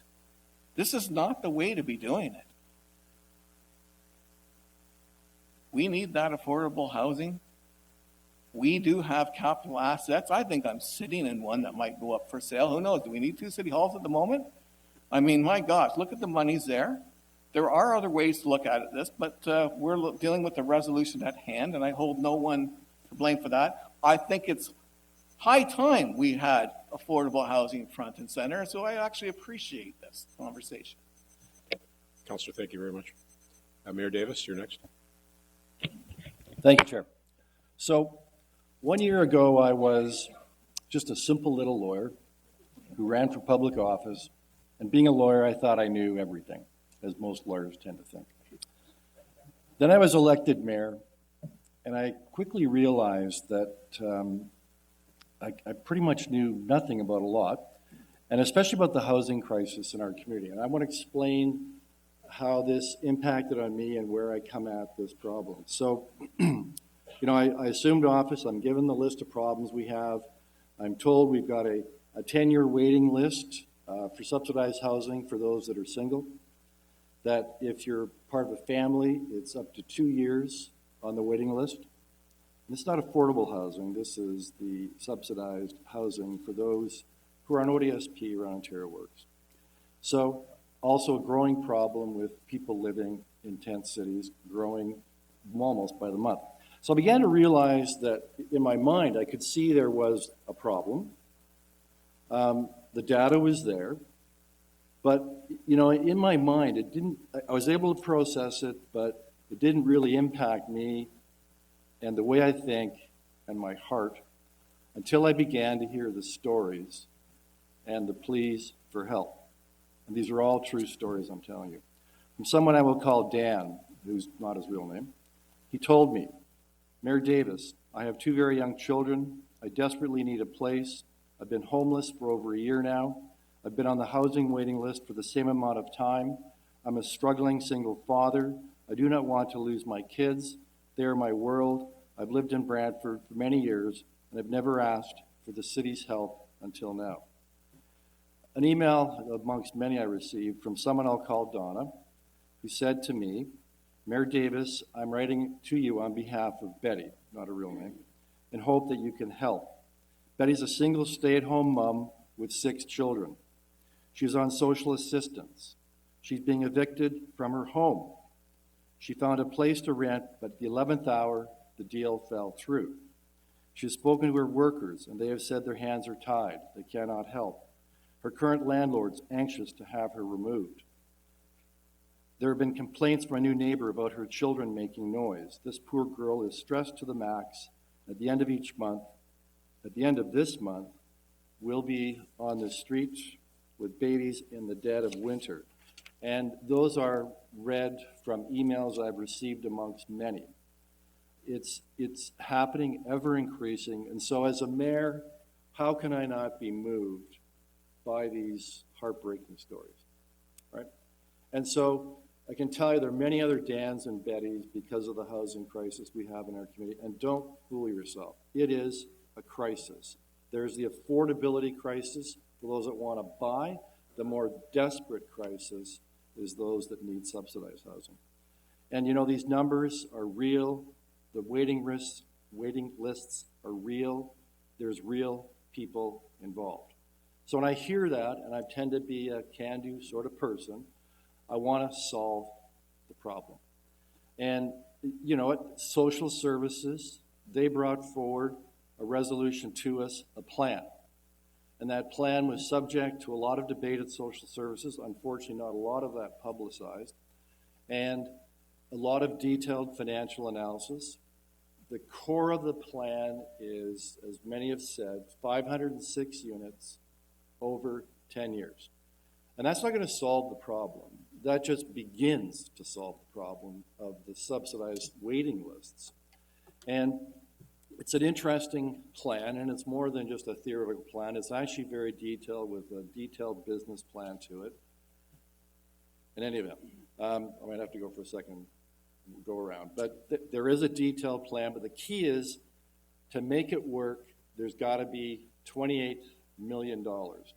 And that's $28 million over the 10 years, and it's basically the concept is that's a down payment for units that will be partial, full, and general subsidy, and units will pay for themselves once the $28 million is paid. And that's the problem staff have had, and we've had as councillors. Where do we get the $28 million? We have spent, I have spent hundreds of hours over the last year going through the capital budget, going through the operating budget. I think I've got a pretty good knowledge of that budget now. And if you want to cut me off now, I'll go to the second speaking, but all right. So if I can finish with my second speaking engagement. So, thank you, Mr. Chair. Well, for me, it comes back to the original statement by the mover, and that's really it's to compare subsidized golf and subsidized housing, Mr. Chair. And I think in this city we've hit a perfect storm, in my mind. We took down the south side of Coburn Street, which had to come down, but it took out about 150 very, very, very affordable units that suddenly there were people scrambling to try and find a place to live. At the same time that's going on, we have the opioid crisis. That's made things crazy. The university is doing well. So with the universities doing well, there's a huge demand for student housing. So things that used to be very reasonable got a coat of paint, and now they're worth $500 a student a month. Where before we had people that didn't have a lot of money that they could afford to live there. So all of these things together, I think, created where we are today. The waiting list that's been referred to of 1,700 on this waiting list for affordable housing really came, I think, into the focus and into the light when we started seeing tents being set up all over the city. I don't think there's a councillor in this room that hasn't had to deal with tents being set up in parks in their ward. As much as the neighborhoods don't want them there, where are they to go? We've seen what happened just the other day when you try to take care of these encampments and get them into shelters or get them out of these tents, which are very, very dangerous, very, very non-hygienic places to live. There's no facilities, there's no nothing. They're simply trying to survive. There's no question in my mind that if these tent cities go on, and there's no reason they're not going to because there's nowhere else to go, you're going to have somebody dying. And that's the last thing we need, is to lose a human being because he had no place to go to live. We just approved last night another $700,000 to put people in shelters to get them out of the cold. and that's only going to last from now until the end of April. Then the summer comes, and I guess the plan then is that it'll be warm enough and they'll be able to live outside. I'm not really sure because we don't have a plan. We're working on the plan to deal with the transition from winter to summer. So 104 or $1.4 million is what we're spending this year on shelters. That's not sustainable. We just went through a budget process, and if it wasn't for the very, very good work of our CAO, things would have been a lot worse than they are. And we actually came in with a fairly good budget. But if we don't deal with the crisis that we have in front of us, and it's a huge crisis, and it's got a very large price tag, hence you land on a very big asset, which is Airedale, a beautiful place. But if you're going to find big money, you're going to have to look at big assets. And we need big money to be able to deal with this problem. So that's where I'm coming from. I realize perhaps the two there isn't a straight line between the two. I think the straight line is between the dollar value that can be realized and the dollar value that has to be raised to deal with the problem that we're dealing with. So I'll be supporting the sale, and I do have an amendment, Mr. Chair, that I'll wait till everybody's spoken and I'll move the amendment, if that's in order. It probably will be, Councillor. Thank you very much for your comments. Mayor Davis, would you like to go ahead a second time? I'd like to finish my speech, so I didn't realize it was so long. So there is the Mayor's Task Force on Housing. That's myself and Mayor Bailey. And it's completely separate. It's designed to create partnerships with nonprofits, other stakeholder agencies, to expand and try and double and triple what the city is going to do with its $28 million. So as a mayor, I'm sitting here going, urgent crisis, need to find $28 million. As Councillor Slessa said, it's going to have to be a big find to find this $28 million. I know the budget in and out. It came down to, in my mind, you either increase taxes, and to do $2 million, the $28 million, that's about 2% tax increase right off the bat. And that's going to have to go every 10 years. You can borrow, but what you're really doing, that's a deferred tax increase. You got to pay back the money you borrowed. You just be doing, instead of 10 years, you're doing over 20. Or, like many businesses, or organizations, you look at what it is you have in the way of assets that are available. And there's really only two assets we have that get into this category that are available. It's Arrowdale, and it's the Spearenburg property on Powerline Road.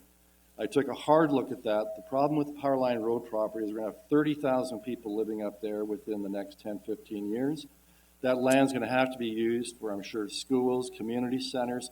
Plus, we have a huge capital liability up there, 5 pumping stations, all kinds of sewer infrastructure that is not even in our capital budget. I have no doubt that that land is going to have to be used for community center, parks, in particular, playing fields, etc. Probably excess land will have to be sold to fund that infrastructure up there. So, as Councillor Slessa said, the asset that's there that's available to use for housing, that's readily available to us, unfortunately, is Arrowdale. And so that is, as Councillor Vanderstel said, you're then into balancing. No doubt, I know that the people here in this room, they want Arrowdale. They love Arrowdale. I get why they do. But as a mayor and as an elected official, you're elected to make hard decisions. You're elected to make decisions that you think will benefit the entire city. And that's unusual about a mayor, because I have to listen to the entire city. I try and make my decisions based on what I think are the priority needs of our community and the entire city, rather than one particular ward or neighborhood. I think I was elected to make forward-looking decisions that would be important for our community, addressing those priorities. So I came to this knowing that Councillor Vanderstel had an interest in this early on, the social services, seeing how that whole issue evolved through social services, realizing I want to see something done. We need to have a funding source for the affordable housing plan so staff can move it forward. This, unfortunately, to my assessment as mayor, this is it. I realize there's implications for the neighborhood and unfortunately for the golfers, but there are other options. And I do hope that we will see amendments that will result in a consultation process with the neighborhood. They deserve a really good park that they can use for the neighborhood, for the young families in that neighborhood. I think we can come out of this with, a really interesting and great, creating a new neighborhood in that area. We can have affordable housing for subsidized lists throughout the community and through into the county. Unfortunately, yes, it means golfers suffer. But in my mind, it's a balancing. We do have another beautiful golf facility, so it's not as if we're not addressing that issue. And there are other private options. So a tough decision. It's not an easy decision. I know it's a decision that angers people, some of whom I'm sure voted for me. I apologize. I'm trying to do my best to meet what I think are the priority needs of our community. So that is why I'm supporting this resolution. Not an easy decision, because nobody likes to be unpopular. Nobody likes people to be mad at them. But with all the knowledge and understanding I've gained over the last year, I've come to the conclusion that this is the best option to deal with the housing crisis and our plan. Mayor, thank you. I'm going to remind the gallery, folks, please keep your comments to yourself during the debate. Be respectful, as we are, of the folks in the gallery. I'm going to go to Councillor Slush for his amendment now. Thank you, Mr. Mayor. It's moved by myself, and I'll be seeking a seconder. Once I've read it, maybe somebody will second it. Maybe they won't. The amendment is as follows. The staff be directed to develop a plan by the end of January of 2020 to assist members in transition from Airedale to Northridge Golf Course. Looking to a seconder. I have Councillor Utley as the seconder. You wish to speak further, Councillor? I think it speaks for itself. I've had some discussion with the golf pro. He sees opportunity. He sees time slots. He sees things that he thinks could work. I asked him to give me the plan. He said he didn't have it. He said he could put it together, which I think is reasonable. I don't want it to be rushed. And if it could be done by the end of January, I think it would give people the opportunity to review it and see if it's something that they're interested in. And if they are, they could move forward with it. So I would encourage people to support it. I think it's an opportunity to keep people active in playing golf. Councillor, thank you. Is there discussion on the amendment? Could I have another hand over here as well? Councillor Martins, just hang on. I have to create a new list. I'm going to go to Councillor Martin first and then Councillor Bantova. Thank you. I think this is an excellent amendment. It gives people that want to play 9 holes the option of essentially having 2 different courses, the front 9 or the back 9 at Northridge. So I think this is a good addition to this resolution, and I support the amendment completely. Councillor, thank you. Councillor Bantova, go ahead, please. I have an amendment to the amendment. I'm going to not accept that until folks have a chance to speak, and then I'll come back to you, okay? Thank you. Having said that, does anybody else want to speak before we go to Councillor Van Tilburg's amendment to the amendment?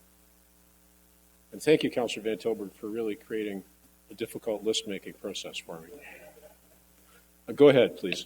I'm always here to help. Sure, if we're going to do that, I believe that if you're going to have a community shoulder the burden of solving our homeless problem, I think we should reward them. So I would say lifetime free golf membership at Northridge for me to support this, just to get it in. Do I have a seconder? Of anybody that held a membership last year. Hang on, just one thing at a time. You I asked just for a wanted to seconder. get it I'm going clear. to look for a seconder. Councillor Wall is your seconder. Wow. Continue, please, Councillor. For anyone holding a membership last year, that their memberships be transferred to Northridge for lifetime free membership. That's it. Councillor, could you further define lifetime? Your lifetime? Till they have passed away. Till the Or the Northridge is sold, whichever comes first. Thank you for that. On the amendment, Councillor Slick. That's fine. That can certainly be something that the manager looks at when he's making his recommendations back. Perhaps that could be one of them. So if the chair understands correctly, we have a report which has further been amended to ask the staff to examine that question. Is that your intent, Councillor? No, my intent is to put it in. The chair is going to rule that your amendment asks for that as part of the report that will be forthcoming. We'll take something. Super, thank you. Okay, so the amendment stands. Let's see, Councillor Wall on the amendment. Just a hypothetical, but that cost for the, I don't know if this could be friendly, but I don't know where this is going to go tonight, but if this were to go through, I'd like to see the cost of those lifetime memberships come from the sale of Airedale and not on the back of the taxpayer. I believe you're asking the wrong counselor, as the counselor who created the original resolution has stated that all the monies from the sale of Airedale go to affordable housing, and I agree with that. I think that would be So you terrible. don't accept it as friendly to what you proposed? I don't think that that would be friendly, no. Thank you. All right. Thank you all for confusing the dickens out of me. We're on the amendment to the amendment. Is there any more discussion on the amendment to the amendment? Mayor Davis. Yeah, I'm confused. We have an amendment to an amendment. The amendment to the It amendment hasn't asks... so it hasn't been, I just want to make sure I understand the question. So it's not been amended friendly?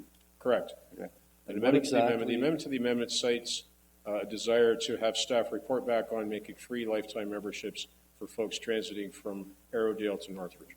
Right, so it's not to actually do it, but it's to have staff report back to us about doing it. That's what the chair has ruled that Okay. the amendment Just want to make sure defines. it's clear. Anything else, guys? Okay. We're going to go to the vote of the amendment to the amendment.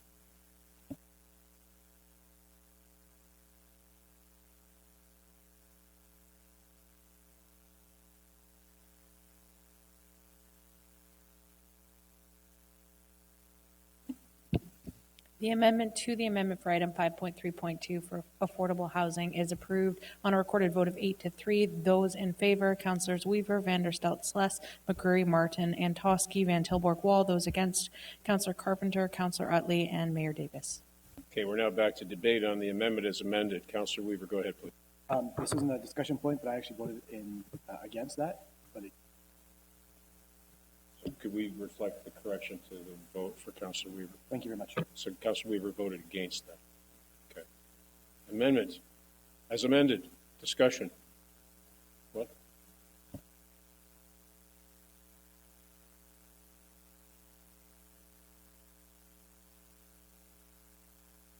We're now on the amendment as amended. Any discussion?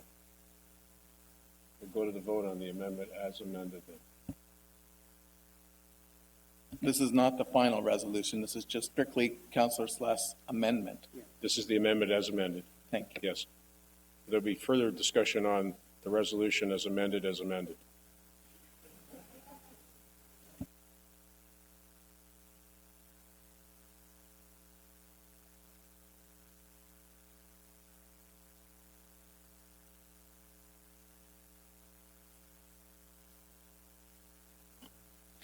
The amendment as amended is approved on a recorded vote of 10-1. Those in favor, Councillors Weaver, Vanderstelt, Utley, Sless, McCreary, Martin, Antosky, Van Tilburg, Wall, Mayor Davis. Those against, Councillor Carpenter.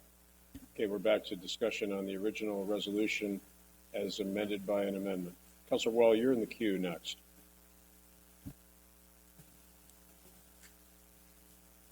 I can come back to you if you like. No, I'm ready. Okay. My very first budget process was one of the most difficult things I ever did in my entire life. I had to sit here as a counselor for a ward that I grew up in and that I have watched grow and I've watched suffer. And I represent a vastly different constituent of people than I think make up the vast majority of Ward 5. And I'll never forget the moment when I was just so mad that we were spending money on a golf course and not building houses for the people that I ran for. I was like, elect me and I'll make sure we fix all the problems. Now, I mean, I know that was a lofty goal. I went down in the lobby and I wept. I was so upset that we couldn't just build houses. I'm like, I don't get it. We're spending $300 million. How come we're not building houses? But I learned that that's not how it works. And in the last year, I can't even talk about the situations that I've helped people through because of the Privacy Act and the work that I've done with the social services and under Councillor Weaver on the Social Services Board as chair. And the phone calls and the emails that I get from people who are getting kicked out of their apartments or they live on the streets. You know, I lived on the streets right here in Brantford. It's part of my story. If it wasn't for St. Leonard's and the youth center when I was 18, I don't know where I'd be. They saved my life because I had a place to go. I didn't end up in a tent city. I don't think we should sell this golf course in spite of the people who want to support the golf course. I don't think the city should own a golf course. I don't understand that. The city, what business does the city have running a golf course? That's just my personal thought. There's lots of golf courses. I think we live in such an incredibly beautiful city, surrounded by green space. Sometimes my friends and my family and I would just go walk down by the trail system, or we just walk out into the woods. You know, I walked down to Arrowdale today. You know what I was greeted with? A locked gate, a rusty gate, and a no trespassing sign. And I almost wept again. I didn't understand. Why is there a no trespassing sign on a golf course that the people of Brantford own? This is the craziest thing that I never expected myself to be in. I cannot help myself but think that a growing city the size of Brantford is going to have to make sacrifices to provide homes for the people who live here. It might be a golf course, it might be an airport, it might be a city hall. If I had it my way, we would sell everything that we don't need to build housing for the people who live here. Not parks. I don't think we should sell parks, but Arrowdale is not a park. Arrowdale is a golf course that operates at a deficit that if the people of this community wanted to keep, they'd support it. I represent nearly 33,000 people. And I might not agree with my ward mate on this, but I think that the need for affordable housing is more important than the need for anything else. I am heartbroken that members of my community are sending me hate mail because I would even consider selling their golf course. I didn't bring this to the table, but I am forced to make a decision. And if I have to make a decision to provide a house for somebody or to provide a place for somebody to play golf, it's pretty cut and dry for me, and I'm sorry. Councillor, thank you very much. I'm going to caution the gallery again, please. It's not your role to play in this debate. Please just abide by the rules here and be respectful of everything that's going on here tonight. Are there any further speakers? Councillor Antosky, you've spoken twice already on the main motion. Nice try. I've taught you well. No chance. Councillor Carpenter, go ahead, please. I guess you have nobody on the list. You have nobody on the list? Okay. To our Ms. Brubaker.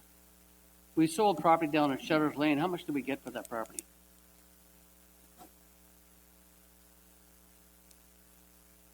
Through the chair, I'm sorry, I honestly don't remember. Well, it was over 30 million. How much of that property did we keep for affordable housing? Do we have anybody from affordable housing here to answer this question? Because the resolution is about affordable housing. I'm going to assume that we have somebody from affordable housing here to answer these questions. We do have the CAO here. He's only been here since June, he said so himself. Councillor? Come on. Please address your question to the CAO. Well, if he can answer it, sure. Could I ask what the question was? How much of the land that we got over $30 million for in acreage down in Shutters Lane did we keep for affordable housing? I'm not aware of any of the money going for affordable housing. Went into reserves for other capital. What's for our capital? It went in reserve for a sports park. Community center. Community center, sports park. Okay, sure. All right. The land on the other side of Shutters Lane that we sold for $6 million, but we didn't go for tenders for. Where did that money go?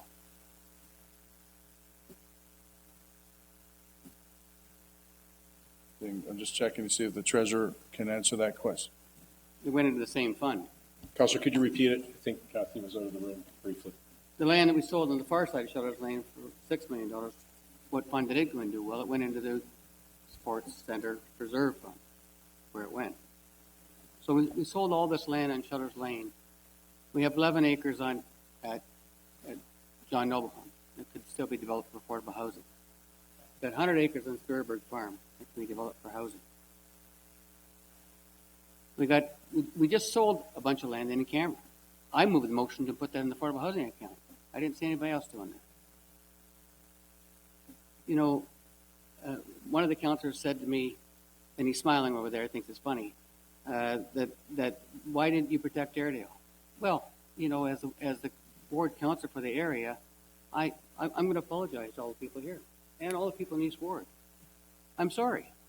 I've been wrenching my guts over for the last couple of weeks, losing a lot of sleep.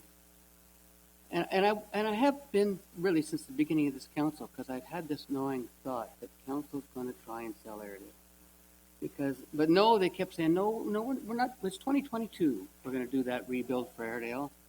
And so I got on board and I joined the committee for Northridge to make sure that Northridge is the best it could be, Ward 2. And I did that, thinking that, oh, my ward councillor, all the councillors around the table were going to keep their word. I trusted them at their word. I didn't hear any member of this council, including the mayor, run for office and say, I'm going to sell Airedale. Didn't hear that. I did have I'm always a little suspicious, and I'm told that I shouldn't be looking for conspiracies because they don't exist. And so I thought to myself, I won't do that. I'll wait. I've talked to other members of council about renovating the clubhouse, the things that we might do with Airedale on the committee, the Northridge committee, looking at the building. I thought, well, I got to take them at their word. And, Josh, I grew up in affordable housing. I grew up with a single mother with 10 children. Councillor, through the chair. So I know what that's like. I grew up, with plastic bags in my boots and poor. I know what that's like. But I've been watching our city become less and less of a city because we're not planning. We just put a 0.75% increase on the budget yesterday for capital. We continue to have staff attach bodies to capital. So, well, that person works on the road, so really they're capital. So the capital budget shrinks and we go into operating expenses.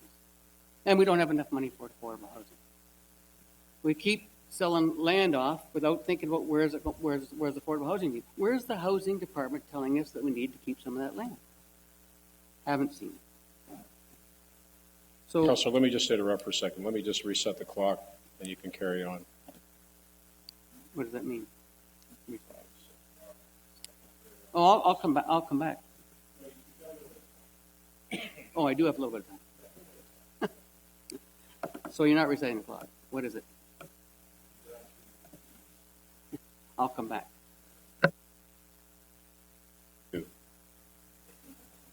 Oh, I'm sorry.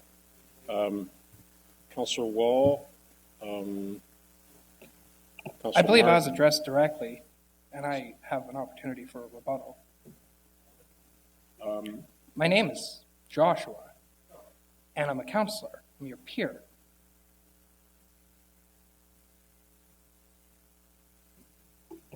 Thank you, Councillor.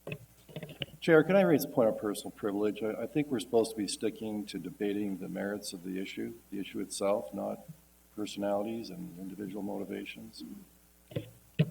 Thank you for holding the chair accountable, Mayor. Yes, thank you. Always holding me accountable. I'll try to do better. Just bear with me a second. Councillor Wall, you're correct. You've had someone spoke your name, and you're correct to have responded. And I think that's recognized in the room. And thank you, Mayor, for pointing out my shortcomings in the chair. It was very, very kind of you to do so. Now, I have Councillor Martin in the speaking list, so go ahead, please.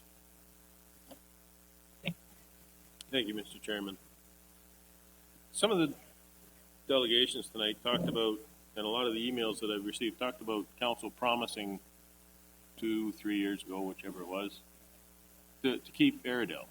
Well, I seem to remember people from the Airedale community promising to support the course. And we haven't seen that reflected in the revenues. The Airedale course is still running at a deficit. So there's been broken promises on both sides. The budget after we had those talks, the Golf Pro recommended an increase in fees of less than 0.5%.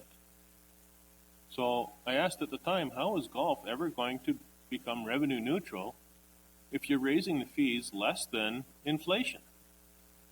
And I got the kind of look that Councilor McCreary gets from his dog when he asks him a question.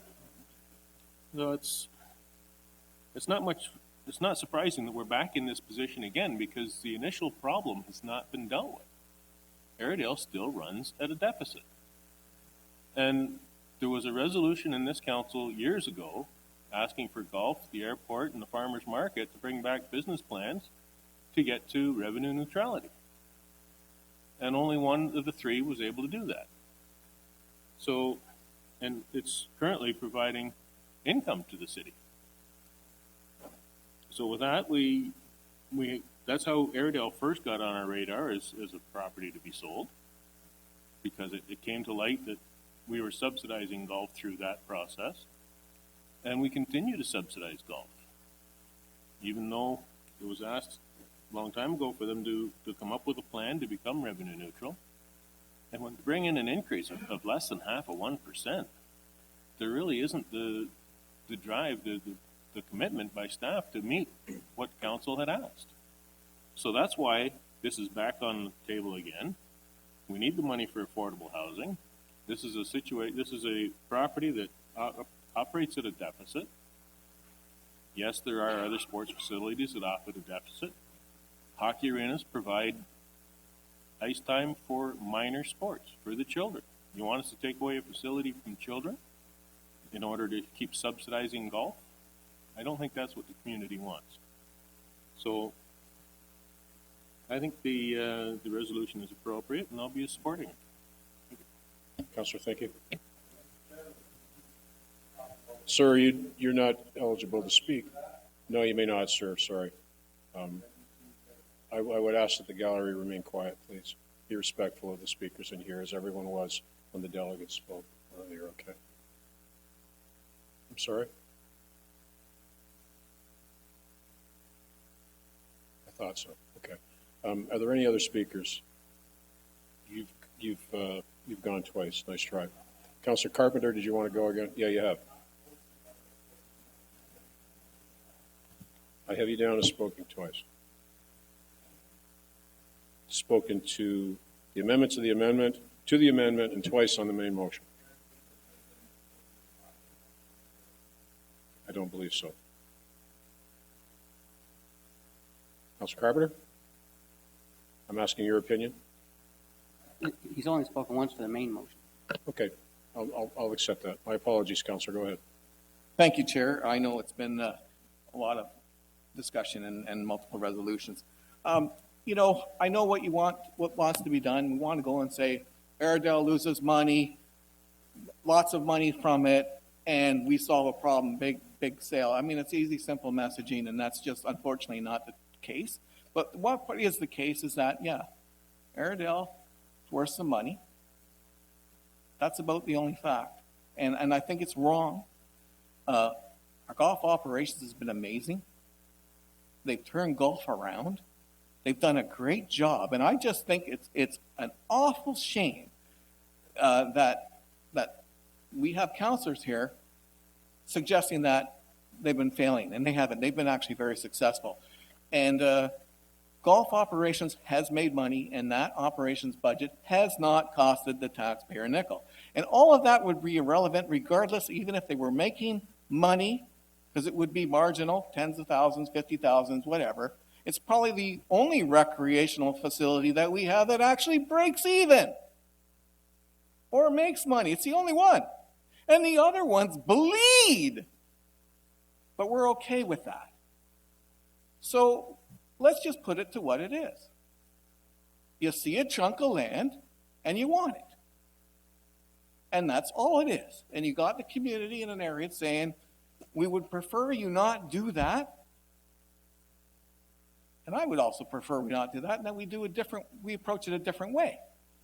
So, you know, when I think about the golfers and what they've done, I recall a time when guys were in a very, very difficult situation on a picket line for 3 years with no wages, and they were retiring off the picket line. They had nothing. When they were going down to the courthouse trying to save what meager things they had, they're going to lose that day, so I know what losing's like. And, you know, we marched past Airedale, and the golfers were there, and I thought, oh, what are we going to get? And we got this. You know, when you look at a community, a working class community, and you're asking them to shoulder heavy burden in a small area, and I find it rather rich, and I mean no pun with that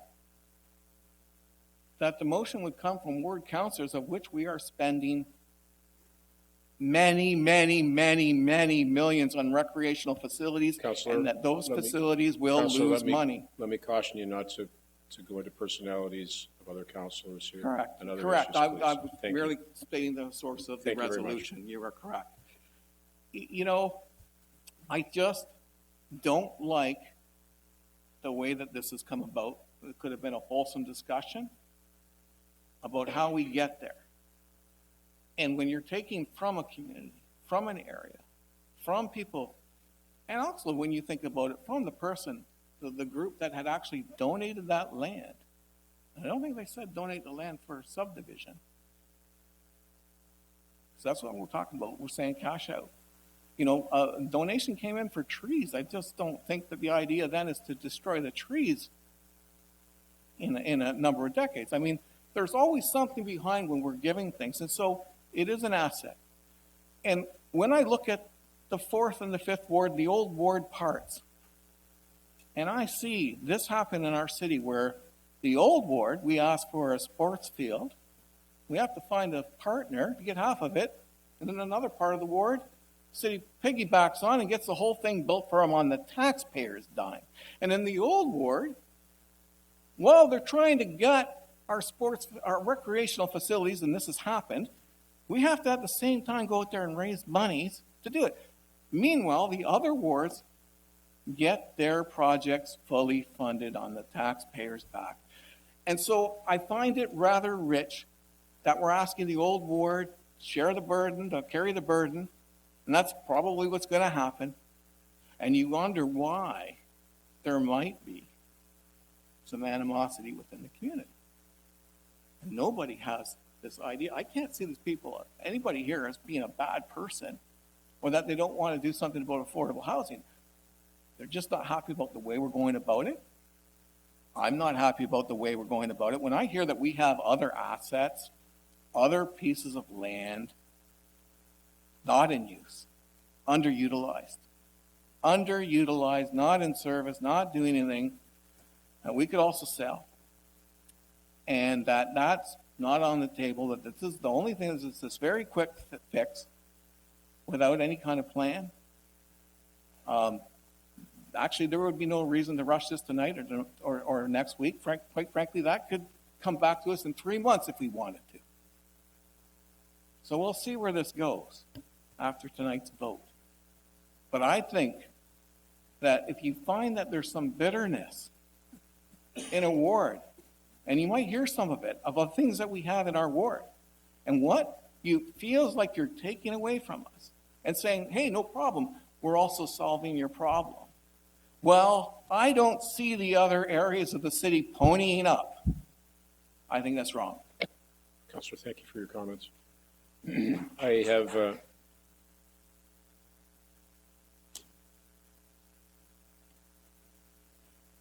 I will remind the gallery that I know everyone's very emotional, but if you please observe the decorum of the room. Councillor Carpenter, you're the only one left in the queue before I go to Councillor Vanderstelt to wrap.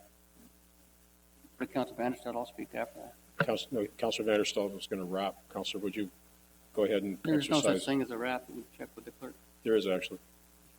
There isn't. Honest to God, there is. Yeah, I did check. After we had that discussion, remember? Well, the rules change. Okay. You know, what I find, my grandchildren were here today, and my son. They were here because this is a historic moment. We're taking a 100-year-old golf course, and we're selling it. We're selling it because we don't have the vision or the ability to find other options to produce housing. I don't know why we haven't been able to do that, but we haven't. All of a sudden, it's a rush. You know, we're spending money in other areas of the war with cash dollars. We sold land that could have been for affordable housing. We didn't do it. You know, and so what I find really distasteful is that we've decided to take a vulnerable population, the homeless and those looking for housing, and saying, well, here's our only solution, is to sell off green space and the community asset, because we haven't got thinkers that can think of other options to make affordable housing, and because we haven't been doing it. Because our staff haven't asked us to do it. There are lots of options. Boring is one of them. Diminishing our community. We said we had to grow. We did the worst boundary adjustment 2 councils ago on land that is costing us millions of dollars just to govern. We have acres and acres of residential land that costs the taxpayers money. We don't make money off residential land. We lose money off residential land. We make money off commercial and industrial properties. We don't have that industrial park growing. We have a private sector trying to build an industrial park. Hopefully we can get out of the way and make sure that happens so revenue can flow in. We don't even have a place where we're going to build this affordable housing. We just know we need the money in the budget. Haven't got a location. Haven't got land. In fact, we're going to buy the land. We sold land, and then now the prices are going up. We'll buy it at a higher price. And that's how we're going to buy affordable housing. We're going to sell an asset to do that. You know, so I just find it incredible. I felt this urge some time ago that this was already in the works. And then when I seen the notice of motion coming, I figured it was a done deal. Many of you did. Thought it was a done deal.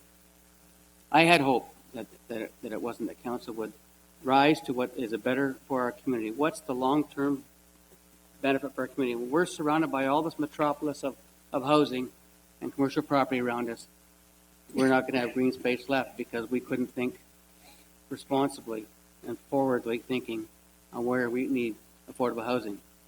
You know, there's 5 million empty bedrooms in Ontario, and there's people looking for housing. There's a province just brought down a Bill 108 that allows for a housing bill. We haven't adjusted for that yet. We haven't promoted that. There's co-ops in the city of Brantford that would like to extend the property. We haven't met with them to try and do that. There's all kinds of things we haven't done. So, you know, my fellow councillors, I took you at your word when you said that you cared about the golf operations. And then we keep hearing that they're losing money. And they're losing money because it's intentional. We just take 27 holes and divide it by a third and say all those expenses are Airedale, whether they work there or not. And then everybody at Northridge can golf at Airedale, no charge. And they buy their memberships at Northridge. Does Airedale get any of that funding? Absolutely not a penny of it. So do you think maybe it's designed to not look like the revenue is there that should be there? Do you think there's revenue that's missing there that should be there? Of course there is. So I know you're anxious to get me in my limit 2 times speaking or issue. Members of council, I don't think I'm going to be able to let this go after tonight. Or I'm going to have difficulty. To me, my word is everything. Without my word, when I give my word, I mean it. And without your word, I don't think without a word, a person doesn't have much. That's all you have in this life is your word. If you can't keep that, then what do you got? I'm sorry to people what's going to happen to you tonight and to the neighborhood. I'm sorry what's going to happen. And I apologize that I should have followed my instincts and fought harder way back then and not just accepted people at their word. Councillor, thank you. Councillor Vanderstoot, we'll go to you to wrap, and then we'll go to the question. Are you sure that's legal, Mr. Chair? Don't start with me. No. So the first meeting, there were 33 adults in the audience and 2 children. Tonight, there's 45 by my first count, 3 children, adult and 2 children left, 2 adults left, 3 came in. I got, what did I get? I got 27 respectful emails. I'm grateful for those. I did. 5 phone calls. But over the last year, I've received literally hundreds of phone calls from people who don't know where to go, don't know where to live, don't know how to keep their accommodations, don't know what to do. This is not taking golf operations out of the city of Brantford. This is moving golf operations from one location to a better location in which we've invested millions of dollars. It looks so much better. It will be so much better. It's a brilliant solution to an ongoing crisis. The Brantford around you has changed. There's no doubt about it. This is a question of what we want versus what we need. You want Airedale. I don't blame you. I don't blame you. It's historical. There it is. It's a beautiful jade diamond in the rough, in my opinion. But it's not what you actually need. People need affordable housing. We need to establish a stable, ongoing, reliable funding source for that program. Now in Brantford, we respond to the issues that arise. We respond when we get a call for more police on the street to deal with the things that have been happening in our city. Brantford never used to be that way, so council responded. We respond when we have tent cities. We respond when we need to make sure that people do not freeze to death on our streets and on our properties and on private property. Had it not been for the action of the city, there was a young man who would have passed away in one of the cities, in one of the 10 cities. We have an opportunity here to make a difference for 2,150 lives in the city of Brantford. We've been woefully remiss in providing them the opportunities to take the next steps. We must have the entire continuum of housing in line for people to use as they need it. Bottom line is, it would have been nice to keep both and buck the entire Canadian trend of municipalities moving away from golf. It would have been nice. But it's not what we need right now. What we need is to refocus. What we need is to serve the populations who have a greater need. And that becomes the greater question. And that's why I posed the question in such a fashion. So I want to thank everyone over the last 18 months that helped work through this issue to put us here tonight. I didn't come here to make friends or enemies. I came here to work with leaders. I've said that line a number of times, and I mean it. I came to work with leaders. What I want to see happen is something like this type of thinking, which sets the ball in motion for so many other municipalities that have assets, used assets, but not crucial assets. It's not crucial that we play golf in one place because we want to. That is not crucial. What's possible is for you to take that passion and go 5 minutes up the road. That's possible. What's also possible is that we meet our obligations, our provincially mandated obligations to look after populations in need. In need. Not in need of golf, in need of a chance, in need of hope. And I cannot think of a better opportunity than to provide long-term. This isn't just one term. This isn't just a flip of a coin. This is $3 million up against $3,500 in taxes that are generated right now. $3 million into housing for people to live, to work, to play, to grow. It's no surprise that the 2,150 people who are on that list are not in this room. They are not a strong lobby group. They cannot point to something that they know they want, but they already have. You have two. They have none. We're here today because I chose to ask a question. I came here to work with leaders, and I look forward to your vote. Councillor, thank you. The debate on this item is concluded, folks. I want to address some remarks to the gallery. First of all, I want to thank you very much.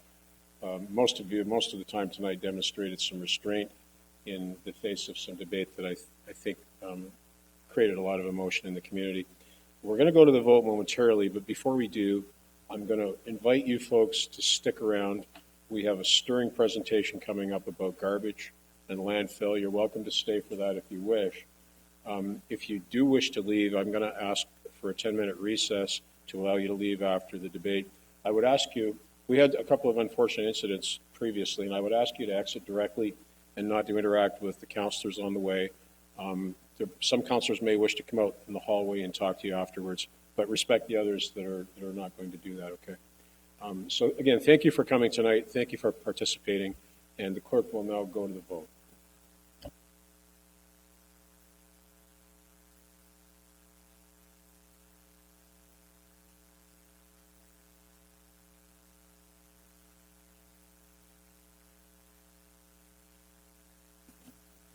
Item 5.3.2, affordable housing as amended, is approved on a recorded vote of 8-3. Those in favor, Mayor Davis, Councillors Weaver, Vanderstelt, Utley, Sless, McCreary, Martin, and Wall. Those against, Councillors Carpenter, Antosky, and Van Tilburg. Thank you again, folks. We'll be in recess for 10 minutes. We'll be back at 8:46.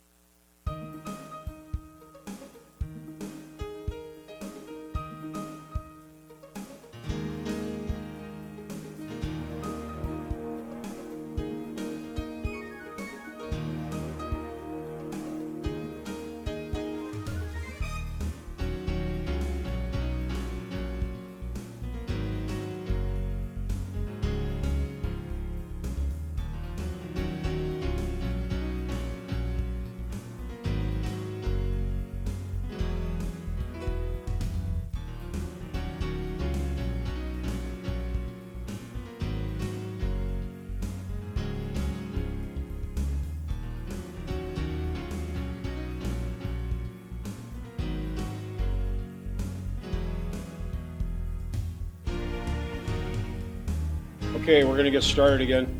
We're going to have our presentation with respect to 5.1.1. A lot of them are paying attention. Let me use the hammer. There.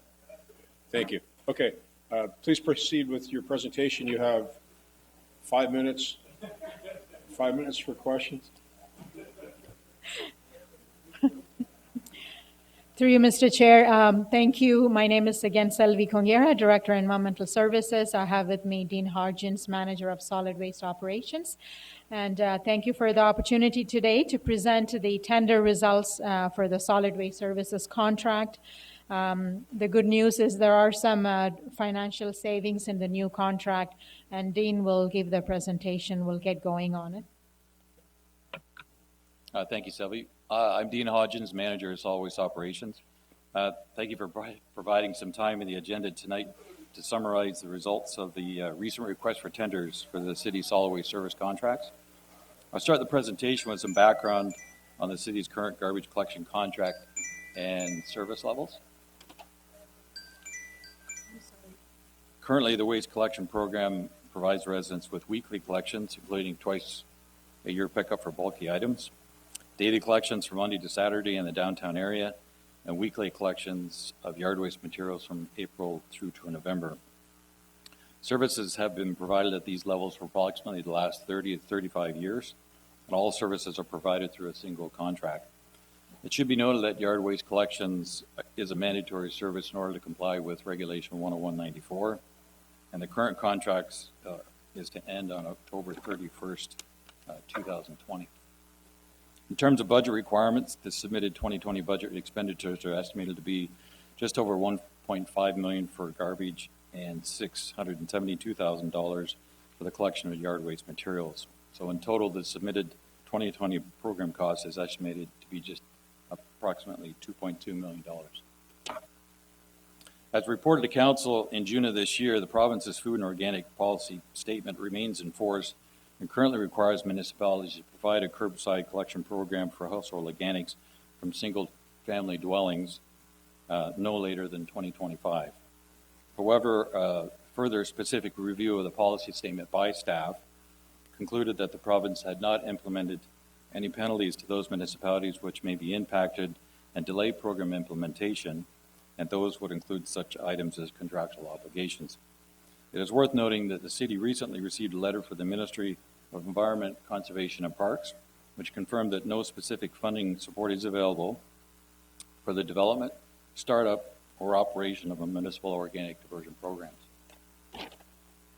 In September, what'd they do?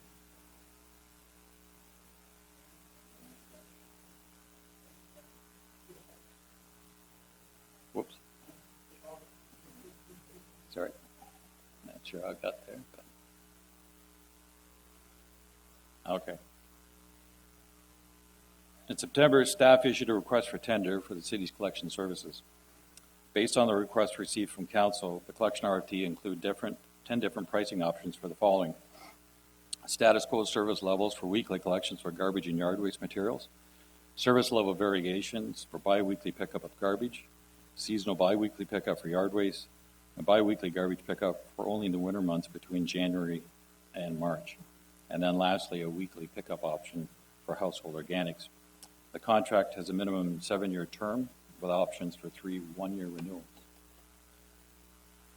The collection RFP also included provisional pricing options for the following: on-site servicing at nonprofit multifamily complexes for weekly or bi-weekly pickup, and 2 collection options for the downtown area, including daily 6 days a week, Monday through Saturday, which is the status quo service level, and a 3-day-a-week pickup option, Monday, Wednesday, and Saturday.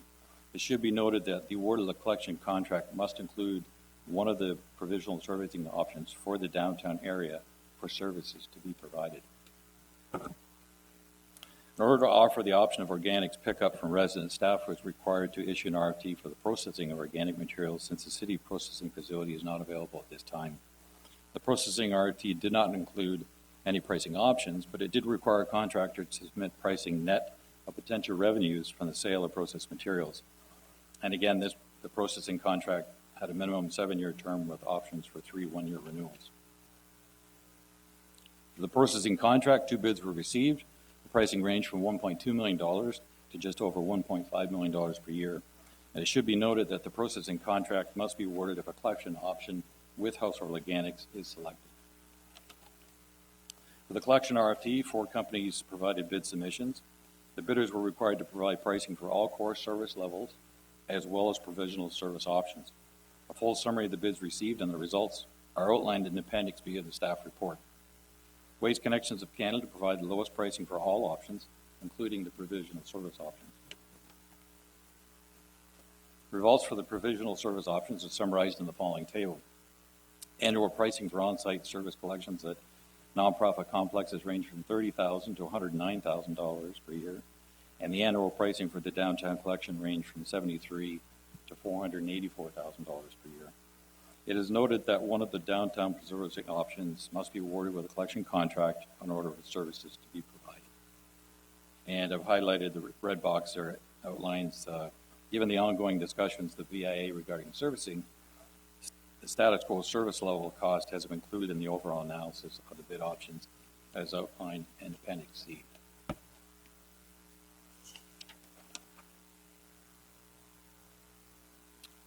As outlined previously to Council, the core service portion of the collection contract included bid options for the diversion of household organics.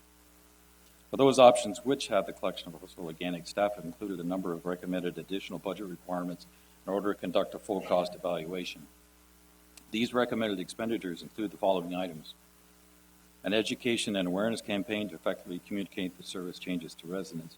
And this item, it should be noted that staff have prepared a comprehensive campaign which will address the communication needs to the community, given that an organics program will require a dramatic shift in the manner in which residents will need to sort and prepare materials.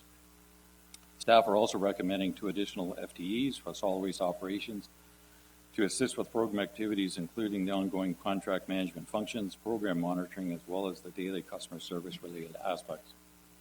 And finally, capital expenditures for the supply of green carts, pre and post launch waste audits, a pickup truck, and transfer station updates. For those options which have bi-weekly collections for garbage or yard waste, staff included 2 levels of education awareness campaign to effectively communicate service changes to residents.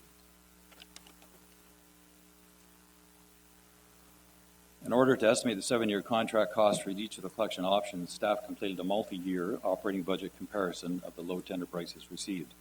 A full analysis and summary of the results are included in Appendix E of the staff report. The following table provides a summary of that multi-year analysis. The lowest priced option was number 8 for the biweekly collection of garbage and yard waste materials. This option is estimated to provide just over $1.2 million in operating budget savings over the 7-year term of the contract when compared to the 2020 submitted budget. The staff recommended bid option was number 2. For the weekly collection of garbage and seasonal bi-weekly collection of yard waste materials, it is estimated to provide just over $832,000 in operating budget savings. The status quo, or option number 1, for weekly collection of garbage and yard waste materials, is estimated to provide just over $597,000 in operating budget savings. And lastly, based on the pricing received, the lowest cost option for the implementation or advanced diversion program is option number 5. It is estimated to increase program expenditures by an estimated $12.8 million. As outlined in the report to Council, staff are not recommending the acceptance of the lowest bid option for the following reasons. Residents were required to store garbage for an extended period of time without the option to segregate or divert household organics. Residents were required to have extra storage and container capacity for garbage for the biweekly set-out program, again without the option to segregate or divert household organics. The biweekly collection options will be a significant service level reduction given that residents have had weekly pickup service for the last 30 years. As a result, it's likely there will be an over increase in the number of concerns and complaints, as well as a decline in customer satisfaction. Staff anticipate having to increase promotion education activities until residents are fully aware of the modified garbage collection schedule. Staff are recommending the acceptance of bid option number 2 for the following reasons. Maintains historical service level of weekly garbage pickup. will provide a significant operating budget savings over the initial 7-year term of the contract, will provide time to obtain a potential source of program funding for from the transition of the city's Blue Box program to full extent of producer responsibility, potentially starting in 2024. It will also provide time to develop a green energy project opportunities and intermunicipal partnership considerations. The recommended education and awareness campaign should inform residents of the seasonal biweekly yard waste requirements and maintain customer satisfaction levels. The following table outlines the estimated budget impacts to the business units within the solid waste operations based on the staff recommended options and additional education and awareness expenditures. So based on the pricing received, waste collection budget expenditures are expected to increase by $347,000 to approximately $1.88 by 2021. The yard waste program budget expenditure is expected to decrease by $469,000 to approximately $203,000. Overall, the contract service costs for pickup of garbage and yard waste materials based on the staff recommendations are expected to decrease by $20,000 for 2020, $84,000 for 2021, and $122,000 for 2022 and future operating budgets. In summary, staff recommend bid options will provide the following: reduced expenditures for contracted services, provide time to determine possible sources of funding for the implementation of our organics diversion program, provide time to explore opportunities for intermunicipal cost-sharing partnerships for the processing of organics, and maintain levels of service of customer satisfaction. And with that, that completes the presentation. I'd be happy to answer any questions. Thanks very much. Good work, very thorough.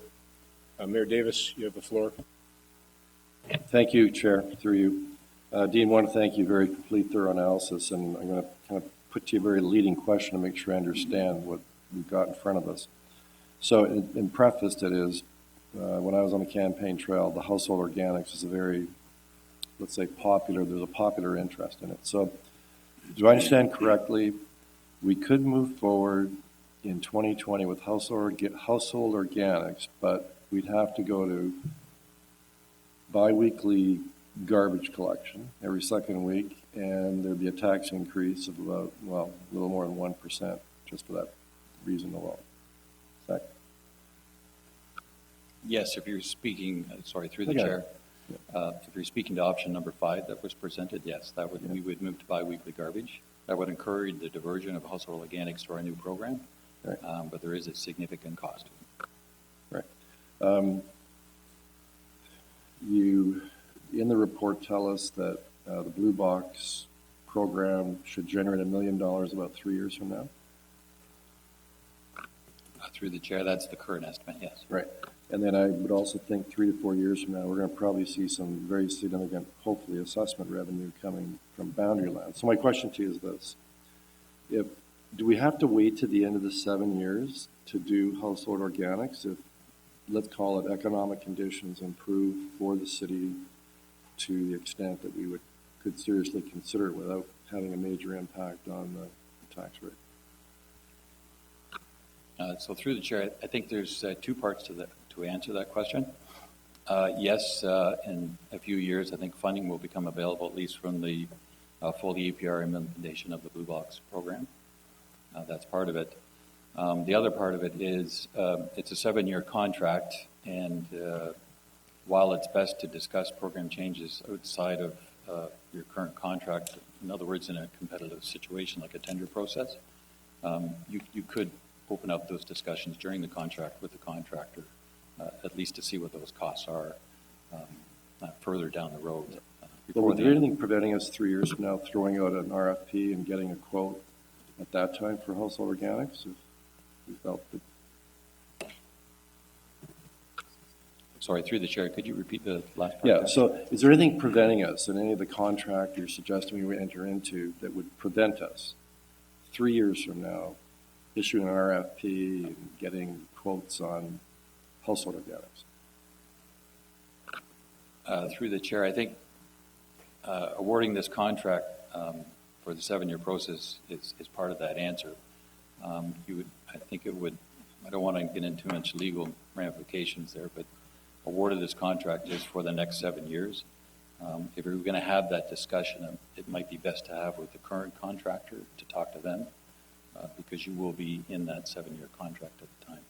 All right, well, that's what I'm getting a bit frustrated with, I'll tell you, because I'm trying to understand, is there anything in this contract, maybe it requires a confidential legal opinion, but that would prevent us 3 years from now, having entered into the 7-year contract, from deciding, all right, we now want to do household organics. Are you saying the 7-year contract would prevent us from doing that? No, through the chair. I think what I'm trying to say is you're awarding a 7-year contract, but during that period in time, if you were going to examine organics, I think it would be best to have those discussions with the current contractor first and obtain those costs, and then go from there, whatever that there is. So. Yeah, but hate to be like a lawyer, but what's the answer to my question? Is there anything preventing us from doing that 3 years from now? You're telling me I think it's not ideal, do it now, but if conditions right now prevent us from doing that right now, can we still do it 3 years from now, even though we have a 7-year contract?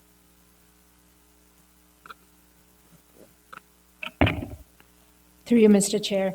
There are two parts to the organic. So the one is the collection part, and the other is the processing part. So the processing part, we can go and issue a bid and get a price at that time.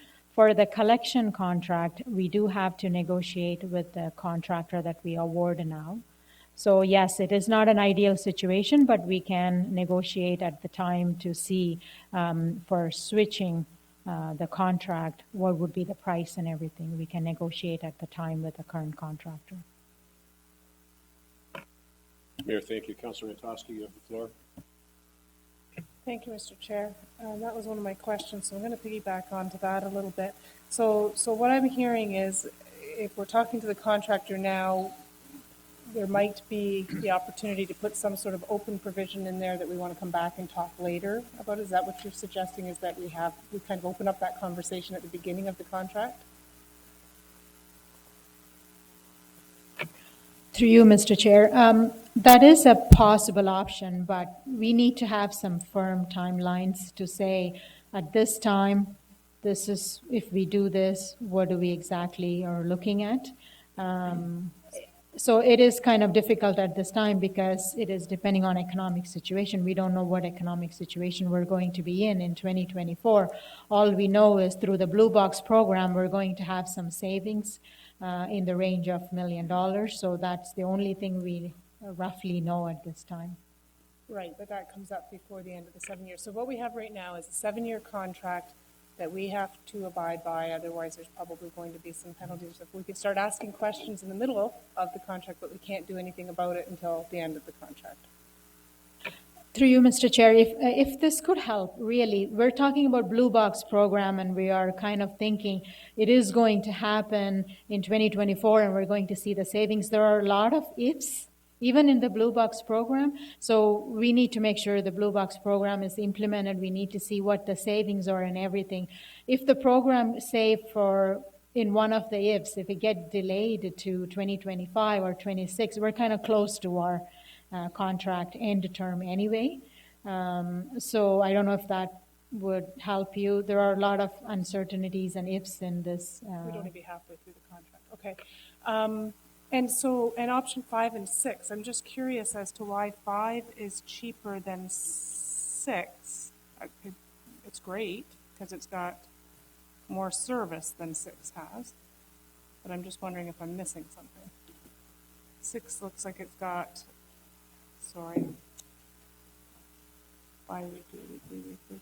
So 5 has got bi-weekly solid, weekly household organics, and weekly yard waste. And 6 has bi-weekly yard waste, so there's less pickups, but there's it's $200,000 more or something like that. It costs more for less service, yes, basically. So through the chair,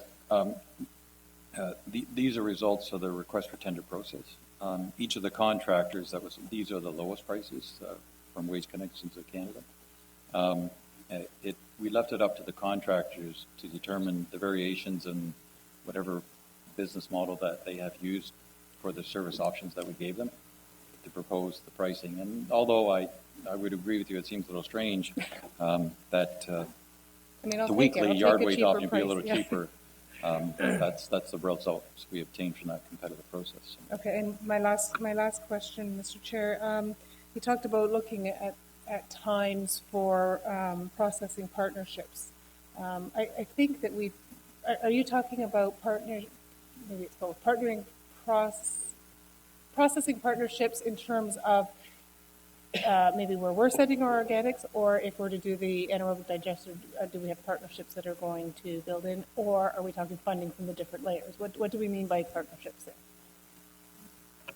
Through you, Mr. Chair, we are at the early stages right now. All we know right now is there are municipalities that are smaller in size compared to Brantford, who does not have enough volume and capacity to have their own processing facility. They are interested in partnering with the Brantford.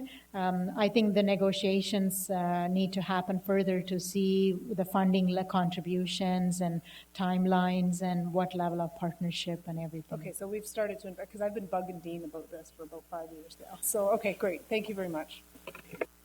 Councillor Antosky, thank you. Councillor Utley, go ahead, please. Thank you, Mr. Chair. I might be out of order with my question. If I am, I'm sure you'll remind me. I've been very lenient tonight, have I not? Then I'll barrel ahead. Thank you.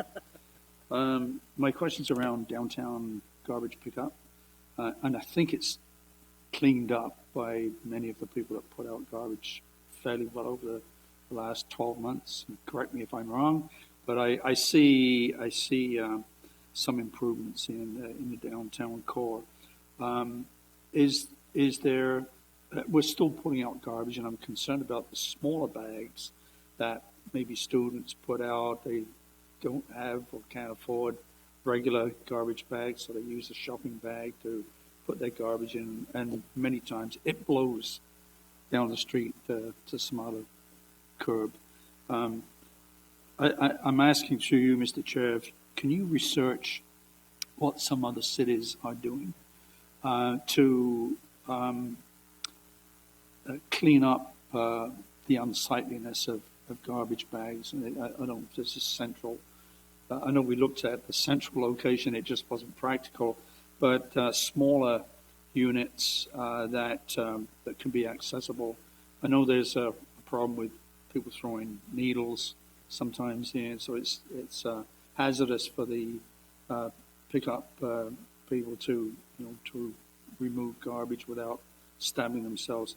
But if you could look at what's out there and report back to us with some ideas, that would be appreciated if we can install something like that in the next year or two, if we can find the money. Thank you, Mr. Chair. Councillor, thank you. Councillor Martin. Thank you, Mr. Chairman. The change in the Blue Box program, how will that affect the 7-year contract that we have? Will we still be contracting to have the stuff collected? It's just we're going to get more for the material, or how does that work? So through the chair, the province has a plan underfoot that starting from 2023 till the end of 2025, they will transition all municipal programs to a producer of paper and packaging materials operated program. So they would take over all of the collection operations.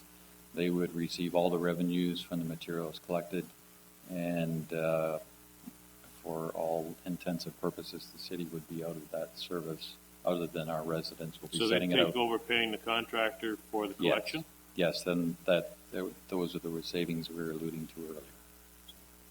And is that allowed for in a 7-year contract for that to be transferred over to another entity? Through the chair, so they are separate contracts. That's under the recycling contract. This is under the solid waste services contract. I think it would be up to council to determine whether they would direct those back towards an organics program. They're all in the same business unit, so the end result or the end calculation financially is under one line item, I think. But so this isn't dealing with recyclables at all? No, this deals with the collection of solid waste materials, garbage, and yard waste only. Is the recycling contract coming up at the same time? The recycling contract, if you recall, we awarded back in June of this year, and it was awarded based on a weekly service provision. And the processing contract was awarded at that time as well, under a 5-year contract. Mr. Chair, if I could add, I think 2024 is the time the recycling contract is ending. So this contract will end in 2027 if we award it now. So the recycling ends earlier. And that 2024 was picked based on province's plan to do that, to transfer to the producers.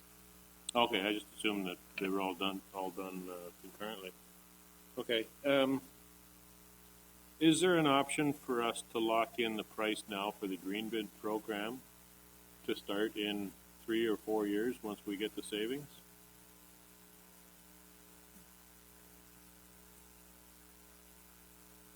Allowing, of course, for inflation and...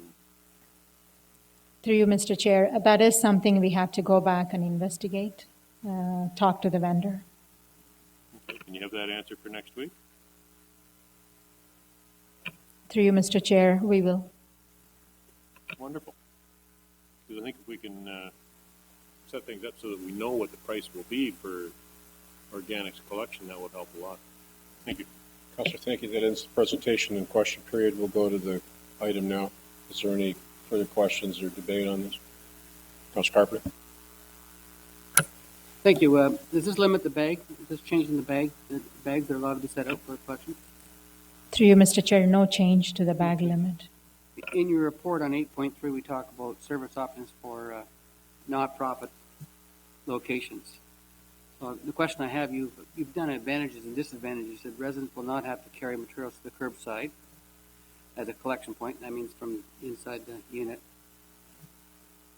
Of course, the higher service level will increase the operating budget as a disadvantage. The other one you say for advantages, litter and other uncollected material would not be visible on the boulevard. That's the litter, so that would be an advantage of not blowing on the street.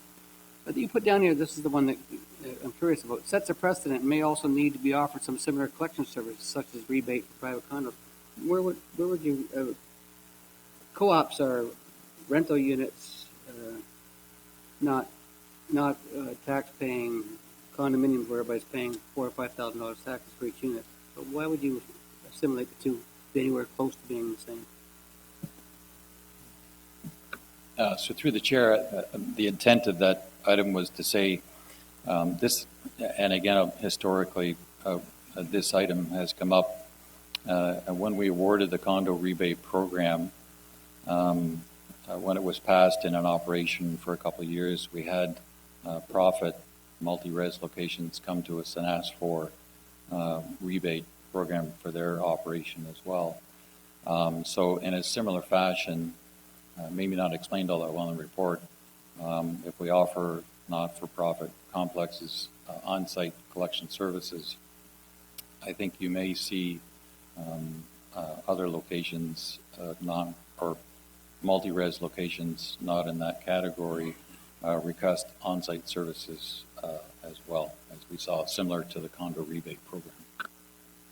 And if council wanted to move forward with the commencement of on-site pickups at co-ops, for example, to prevent the garbage on the street piled up 15 feet high and 20 feet long, that couldn't occur until November 1st, 2020. Is that correct?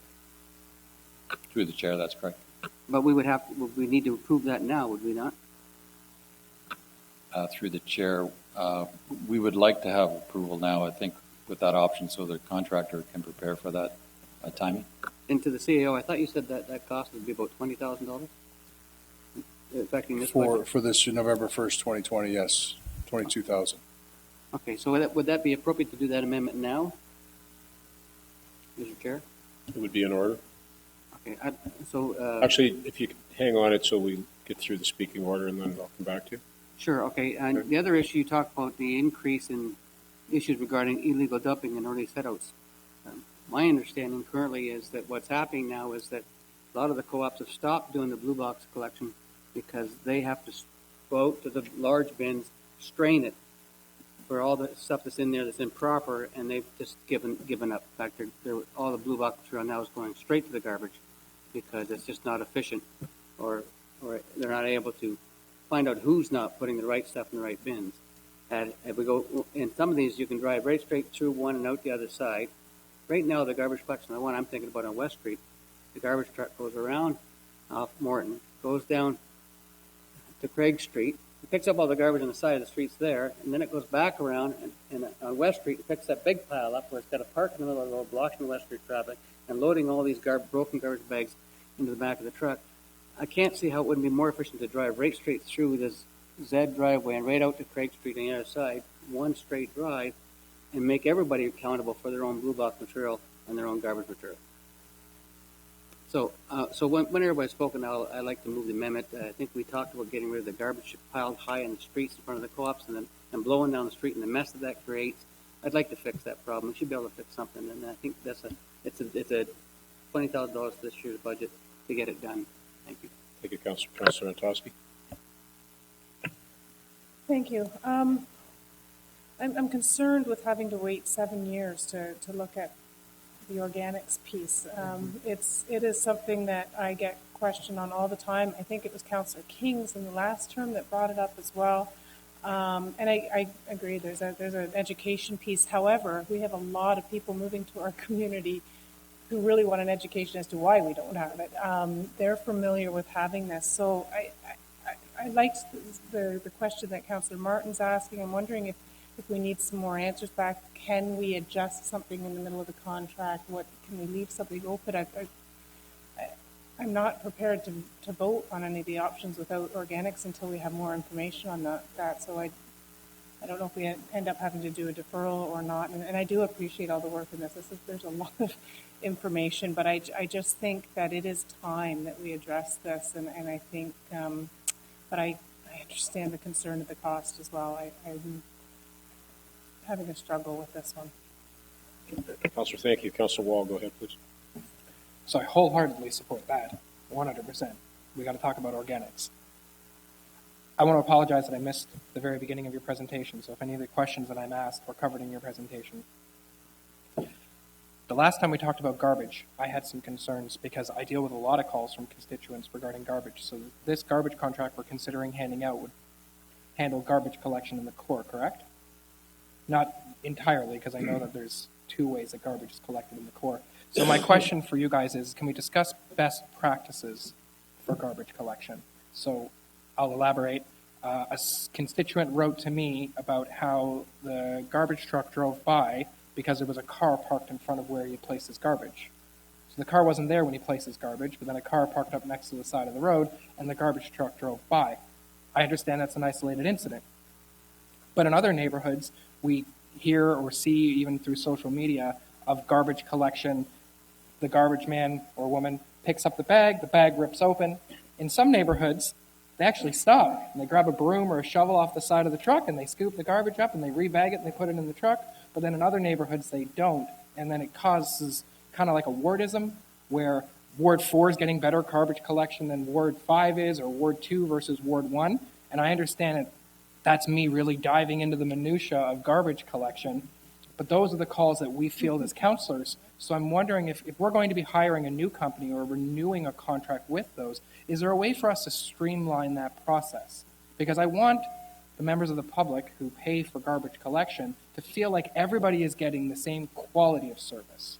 And currently, I don't think that that's the case, because some drivers and garbage collectors may be better than other ones. So how, as members of council and elected officials, are we able to handle those kind of minutia garbage concerns? And again, what are the best practices for this kind of work? Through you, Mr. Chair, through our CRM, our Customer Relations Management System, we track all the calls that come in, and we deal with the contractor, we deal with the public. So far we have been able to address those concerns, but if you have any specific issues, we can go over those and see what's the best option to address those. Okay, so then, yeah, so my specific concern would be is that I have just, as a counselor, had trouble finding relevant information about how garbage goes. A lot of people just don't know how many bags they're allowed to put out, what they're allowed to throw out, when they're allowed to put it out.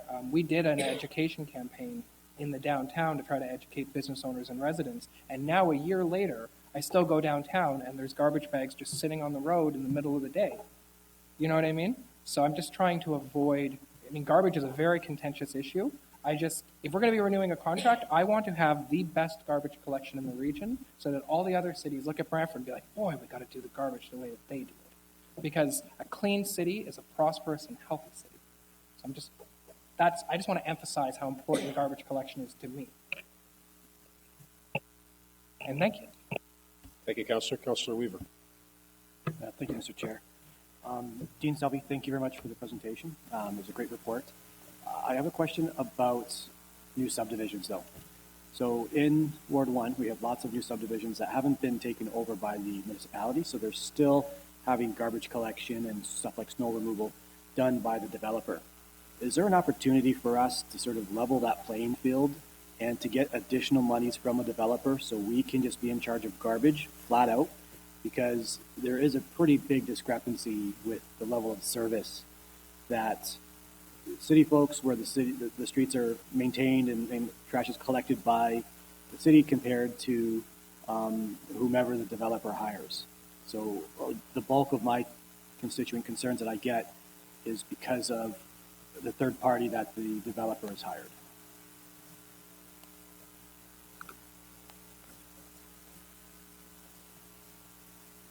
So through the chair, so when we look at garbage in the newer subdivisions, typically, if I get the process right, we look at whether they've been assumed by the municipality or not, if they're under construction, and that sort of process. So a lot of cases, we choose, or there's a process in place where we don't send a contractor down while construction's underway, because it can be very difficult to get our collection vehicles past construction vehicles, piles of granular, other obstacles, and it can be elusive for us to get in there on the schedule that we need to get in on there. And then furthermore, to find the individuals that might be blocking the street, despite our best efforts with our supervisory staff, to iron out those type of details on a weekly basis. So I think the process in place right now is until there is suitable access on a regular basis that we can get down. The process is for the developer to provide those collection services. But I agree that we could certainly look at something else could be set up. So I just want to be clear then. So it's not when the street gets assumed by the municipality, it's when it becomes safe for our service to go into the residential area. Is that what you're saying then? Through you, Mr. Chair, that's correct. So the city used to start providing service when we assumed, but we understood there are some difficulties. So with the cooperation with the developer, as soon as the streets are safe for our contractor, we go in and start the collection.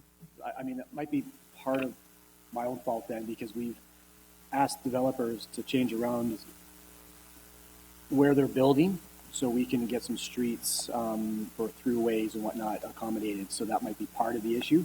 But if we could just take a look and see what the level of service that they're providing. Because again, like we've said, we've got people coming from Oakville that have organic, that have a really good, strong service, and they're coming in and they're assuming that it's the city actually providing the service when it's not, it's the developer. So if we could look at that, I'd appreciate it, please. Okay, thank you. Thank you, Councillor. Councillor Carpenter, let's have your amendment now. Thank you. Could you restate it, please? Mr. Chair, I haven't stated it yet, but I will state it. I would like to move an amendment that. Well, I guess Siri wants. Can you get that? Siri doesn't know what that means. Anyways, I would like to move an amendment that provision. It's no big deal. Wow. Apparently, it's not a big deal. So, anyways, I would like to move an amendment that provisional services for on-site collections at nonprofit multi-residential complex take place on November of 2020. Correct? The 1st of November.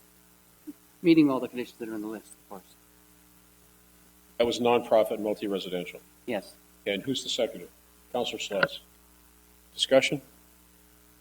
We'll go to the question.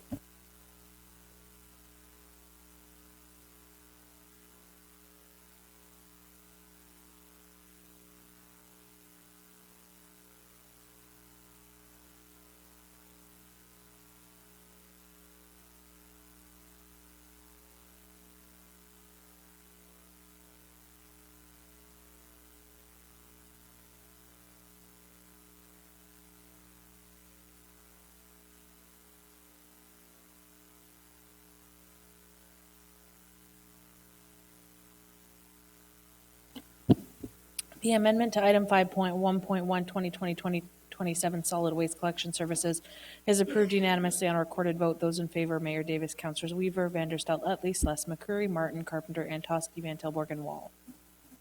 And now we'll go to the question as amended. Sorry, Councilor Wall, did you want to speak? Okay, go ahead, please. Sorry, I just want to ask, following up on what Councilor Antosky asked for, in your opinion as staff, is there a way for us to incorporate some sort of, for the composting program? Like, what is the best way to handle that? Organic is the word I'm looking for, not compost.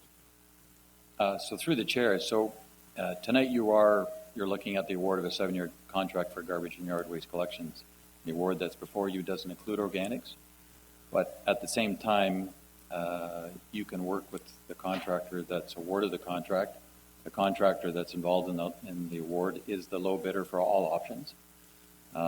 So during the contract, there are provisions where you can discuss service level changes.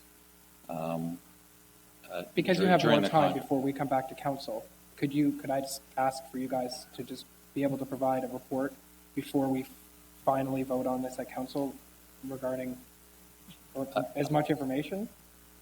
I mean, the pricing for organics is contained within the report. Okay, well then sorry. Yeah. Again, thank you very much. Thank you, Councilor. Councilor Martin.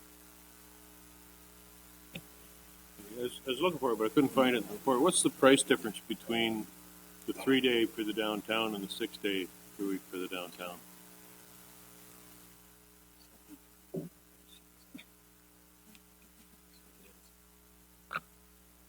So through the chair, all of the bid results in the summary or appendix B, if you want to find it. But for the downtown, the recommended option was, I'll just go through them, So option 3 was the Monday to Saturday was $146,611.84. Option number 4 was the 3-day-a-week service, Monday, Wednesday, Saturday. It was $73,305. Sorry, what, did you say in Appendix E?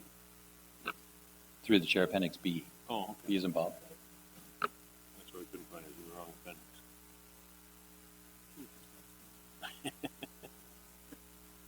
Should have asked my IT expert sitting next to me here.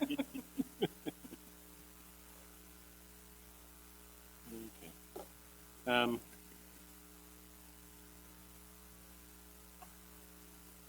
So you're recommending the 6-day pickup downtown, even though the 3-day is cheaper? So through the chair, the status quo option was recommended just because there are ongoing discussions with the BIA regarding service level, and those haven't, I don't think, worked through their natural process right now. So we recommended staying status quo until that part was completed with the downtown. Okay. If we stay with the status quo, have you considered getting the BIA to pay for the difference? Since they're getting the enhanced service. Through you, Mr. Chair, they do get a 6 days service now, which is, I understand you're saying, enhanced service compared to other parts of the city. We have not explored into those details with the downtown at this time. Okay, but like Ward 3 gets garbage picked up once a week, and yet the downtown gets it 6 times a week. It doesn't really seem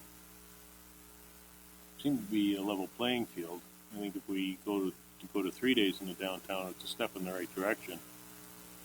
But if the BIA wants to maintain it at 6, I think they should pay for the difference between 3 days and 6 days. Would that not make sense? I think that was rhetorical. Not quite.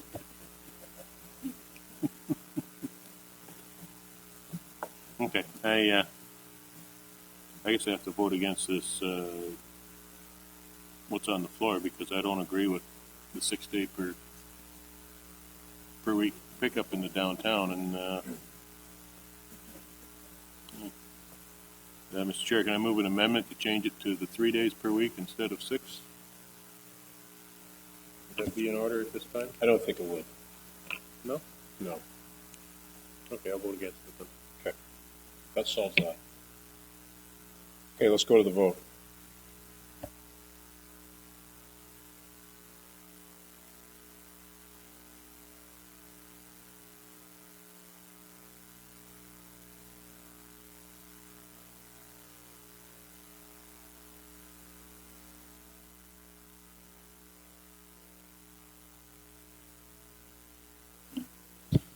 Item 5.1.1, 2020-2027 solid waste collection services as amended is approved on a recorded vote of 8-2.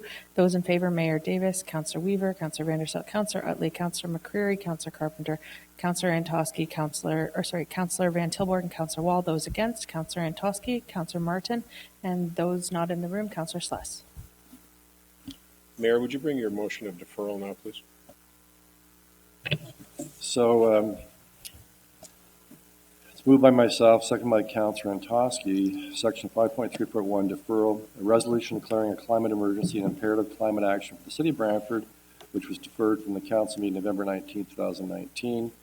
That item 5.3.1, resolution declaring climate emergency and imperative climate action for the City of Brantford be deferred to the December 17, 2019 City Council meeting next week. Just briefly, by preamble, if I can do so. Sure. I want to thank Councillor Antosky because she has, on the many times this has come up, been very accommodating to have this scheduled at a time that works best for us and other considerations in our agenda. There were people lined up to be delegations tonight in view of the agenda. Councillor Antosky and I worked together to have this deferred next week. And I think that was the original intent anyways. It was kind of a deferral out of a city council meeting. I think we kind of thought it was going to go to a city council meeting, but because of procedural rules, it goes to Cal. We're just setting it back to council next week to be dealt with then. That's the reason for it. I'm going to ask the motion to be put. Mayor, thank you, noting that there's some irony in deferring a climate emergency resolution. I don't We'll go to the vote on the deferral.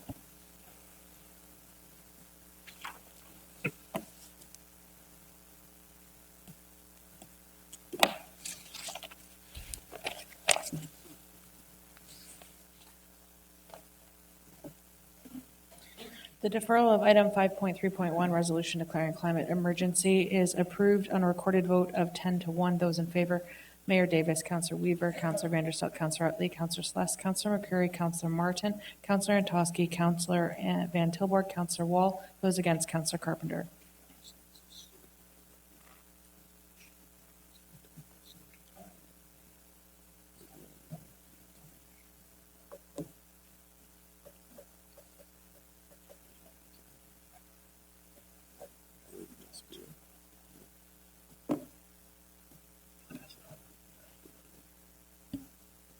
Okay, we're going to go to item 5.1.6. Councillor Martin, you separated that. Anybody want to claim 5.1.6? Councillor Vanderstelt, my apologies.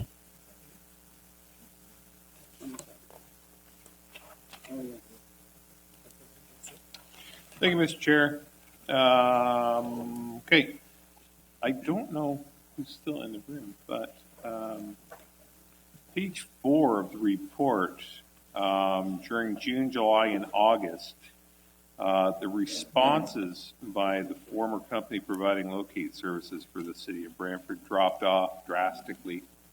I don't know whether or not it was in the same period of time where we felt it necessary to ask them to come in based on our needs as a city and retrain them based on what needed to be done. Did that happen around the same time? Did they indeed come in 3 times? And what was the cost to us as a municipality to go through the training exercise of a company that should provide a service and should provide it well? Through you, Mr. Chair, I hope I got the full question. Again, Selby with the Director of Environmental Services. So the training that was given was how to use our GIS system. So that's the training given. So when they brought in new staff to catch up with the locate, increase the number of locate requests.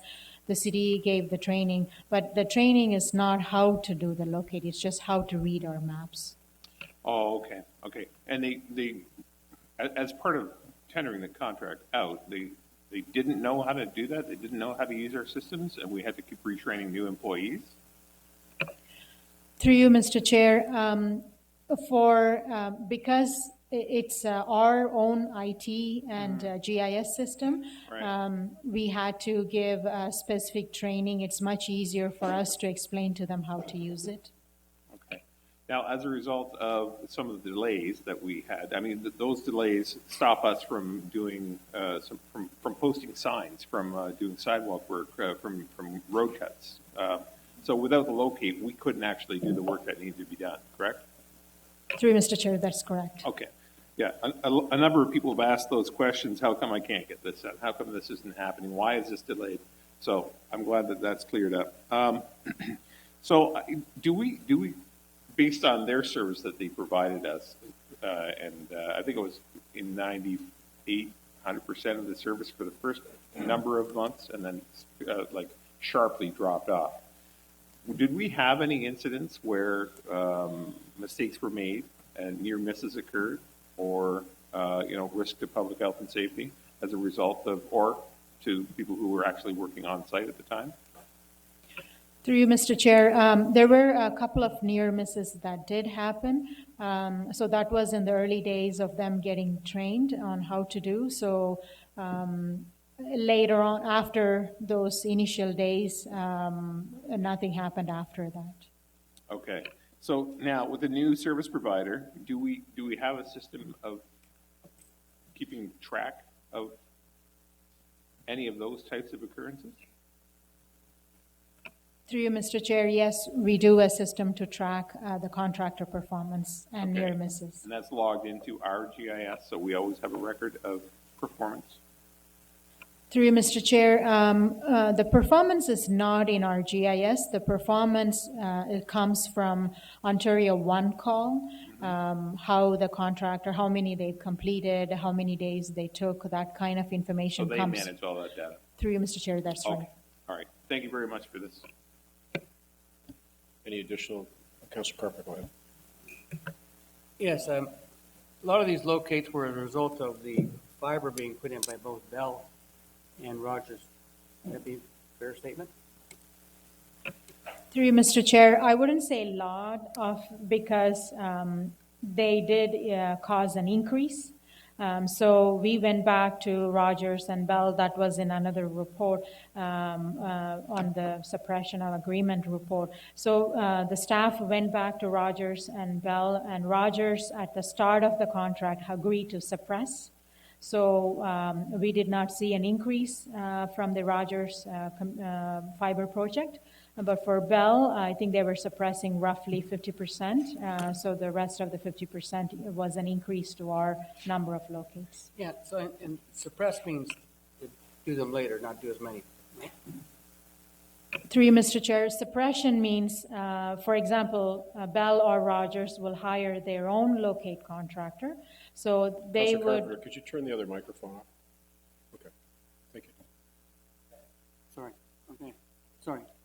The company would hire their own local locate contractor. Bell or Rogers. Bell or Rogers would hire their own locate contractor to do it. So that means our contract does not have to spend time locating them, so it speeds up. That gets me to my question. My highlights disappeared for some reason. When I brought it up, enlarged it. So my concern was Bell agreed to suppress, or Rogers agreed to suppress. Through you, Mr. Chair, Rogers agreed to suppress. And Bell said, we won't suppress, we'll have the taxpayer of Brantford pay for it, right?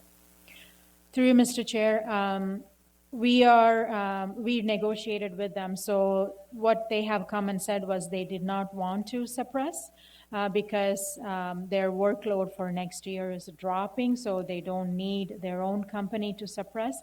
But we went back and talked to them. Right now, what they have agreed to is they'll maintain status quo, which means no impact to our operating budget, which means they'll suppress roughly 50% of the locates. Okay. And that's the reason I separated this one, is because my concern is Bell and Rogers right now are running fiber throughout all the neighborhoods, making an absolute disaster out of the neighborhood. I have one house that had 8 boxes on its property. You know, I had to intervene. We moved one of them. He's only got 7 now, but he had 8. But they're putting them, and then they're filling the holes with gravel, and our staff are supposed to go out and take that gravel out and put the topsoil in and put the grass in. Residents are having to do it themselves because it takes so long for this to get done. So what galled me was that we are also paying for the locates for them, the taxpayers. And these are 2 private sector companies that I think we should be reviewing our options. And I made this point to them. We should be reviewing our options when it comes to planning committees, where we give them automatic easements over private sector developers' land and they pay nothing for it. And that might have been an okay deal when the time was that that's the only services that were available for television and telephone. But it's a very different world today, and we should rethink that process going forward. And we should make these companies actually be more accountable. Thank you. Councillor, thank you very much. Is there any additional debate? Councillor Martin? Thank you. Selby, you indicated that there were a number of near misses. How many hits were there? Through you, Mr. Chair, there was no hit per se. It's actually close, near miss, basically, that explains it. There was not actually hit that we are aware of. Well, I know there was one in Ward 3. They hit a water line and had to dig up the resident's driveway. And they weren't able to use their driveway for over a week because there's a big hole in their driveway.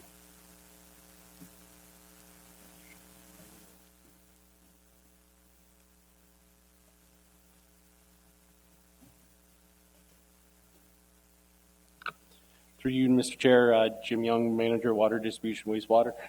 There were some hits. We don't have a way to track that unless the contractors that are doing the work contact us directly.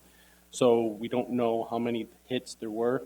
I know ourselves, we had a couple near misses in the water department when we were fixing water mains or service lines. Sorry about that. Okay, so the city didn't have any hits, but Bell and Rogers did. Through you, Mr. Chair, yes, because we're also not locating, they're not locating the depth. So if they had the mark on, say if it's only a 3-foot sewer, they could drill through it because we don't give them, or the locate provider doesn't give them the depth. Okay. Do you not track the hits that the city does repair work on when it was Bell or Rogers that did the hit? Through you, Mr. Chair, yes, we do, and we will back bill the company or the locate provider that's doing the work. Okay. If you get a chance, I'd like an email as to what that cost has been to the various companies that had the hits. Thank you. Councillor, thank you. Councillor Vanderstoel. I feel like I'm walking over the same ground, but is there a better system that we can use that ensures that we have a record of all the hits and the near misses? Is there a way of calling on the contractors to be held accountable for what happens, what the circumstances of the hit or the near miss were, how many there were? I know that there's more, and I just want to make sure that we're covering our tracks and we're covering our costs, because it's a little disconcerting to me. Through you, Mr. Chair, we do go back and track the near misses, or if there is a hit, if there is any loss to our system that requires cost, we bill the whoever is the utility owner or the contractor that caused it. So we do recover those costs. Okay, thank you. Councillor, thank you. Councillor Utley. Thank you, Mr. Chair. I was dealing with an issue last week with an individual that had his cables cut up by a contractor, and I put him in touch with the project manager for Brantford at Bell, and that the manager of the project at Bell advised me that they've changed contractors. I think they received so many complaints that felt they they had to do something drastic. I don't know if it's going to improve or not. I hope it does. But I just wanted to let you know that I think Bell is very aware of the issues that are taking place wherever these fiber cables are being put. Thank you, Councilor. Councilor Carpenter? Yeah, it's not a question of staff, but I just wanted for council's edification. There is a requirement for Bell and Rogers when they put these boxes in that they're actually a meter away from driveways and sidewalks. And of course, there's lots of violations. So if you get that concern within your ward, it can be corrected because they have been instructed to be a meter away. Councilor, thank you. We're going to go to the vote now.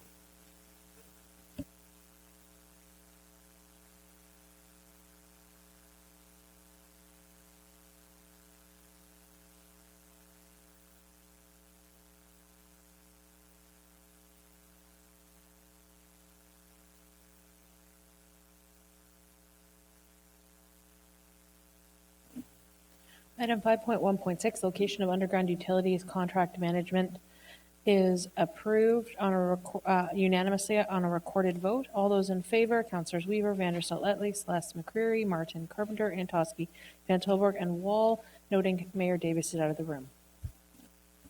Now I have a proposition for committee. We have a pretty big volume of work yet ahead of us tonight, which will take us into the wee hours perhaps. There's been a suggestion that we schedule an additional committee of the whole for this Thursday at 6. I wonder if I might poll members now as to whether they would be available. Councilor Weaver? Mr. Chair, I'd be happy to support that. However, could we take care of 5.1.10? We do have a member in the gallery waiting for that. Sorry, 5.110? Yes, please. Yes, we will. Let me come back to that. We'll deal with that tonight, okay? Councilor Weaver, are you good for Thursday? Yes. Councilor Utley? No. Councilor Carpenter? Good for Thursday at 6? Councilor Van Tilburg? Tentative, depending on how long it goes. I will be late, and then what we may do may be over before I can get here. You might then consider yourself to be lucky. Councilor Wall? I can make that work. Councilor Antosky? No, sir, I have an SPAC meeting. The SPAC committee meets on Thursday night. Councilor Martin? Yes. Councilor Celeste? No. Councilor Vanderstel? Yes. So we will have quorum. Could I get a mover to move that we do this on Thursday night? Moved by Councilor Utley. Seconded by Councilor Martin. Do we have to do this? Yeah. Yeah, we'll get to that in a minute. Yeah, we'll move everything to 5 on Thursday. Yeah. So, to be clear, we'll move everything remaining on the agenda except 5.1.10 to Thursday at 6. Okay. As soon as we're ready.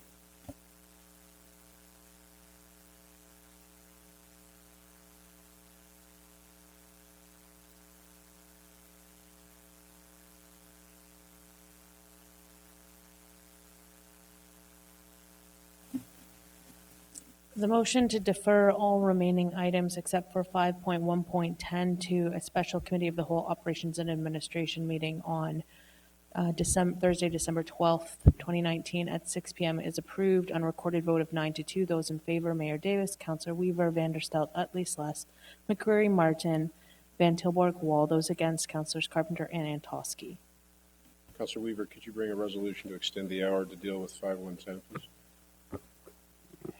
Hesitantly, yes, I will, Mr. Chair. Seconded by Councilor Carpenter. Thank you. We'll go to the vote on that.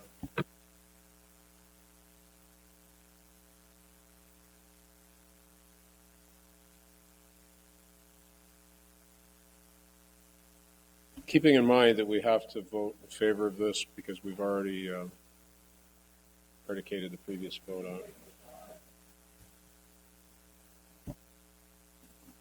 The motion to extend the hours approved on a recorded vote of 10-1. Those in favor, Mayor Davis, Councilors Weaver, Utley, Celeste, McCreary, Martin, Carpenter, and Antosky, Van Tilburg, and Wall. Those against, Councilor Vanderstel. Councilor Martin, you separated this item. Would you like to begin? Thank you, Mr. Chairman. With this, there's a sole source aspect to this. I'm wondering if we can have an explanation as to why it was appropriate to sole source this.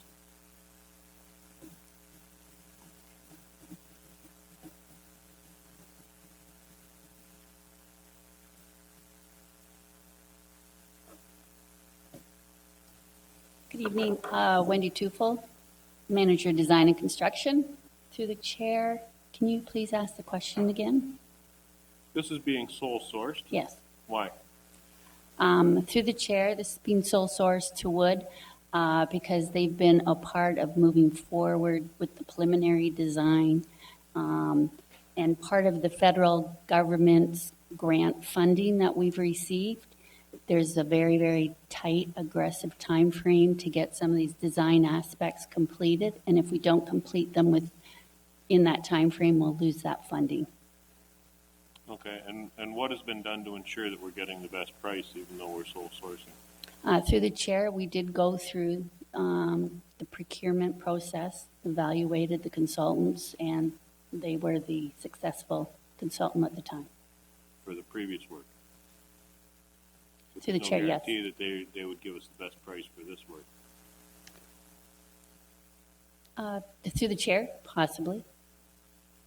Okay, thank you. Thank you, Council.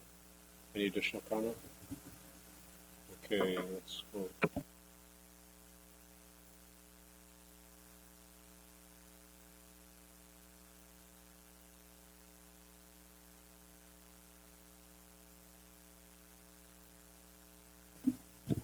Item 5.1.10, Mohawk Lake and Mohawk Canal Cleanup and Rehabilitation Project Report has approved on a recorded vote of 10-1. Those in favor, Mayor Davis, Councilors Weaver, Vanderstelt, Utley, Sless, McCreary, Carpenter, Antosky, Van Tilburg, and Wall. Those against, Councilor Martin.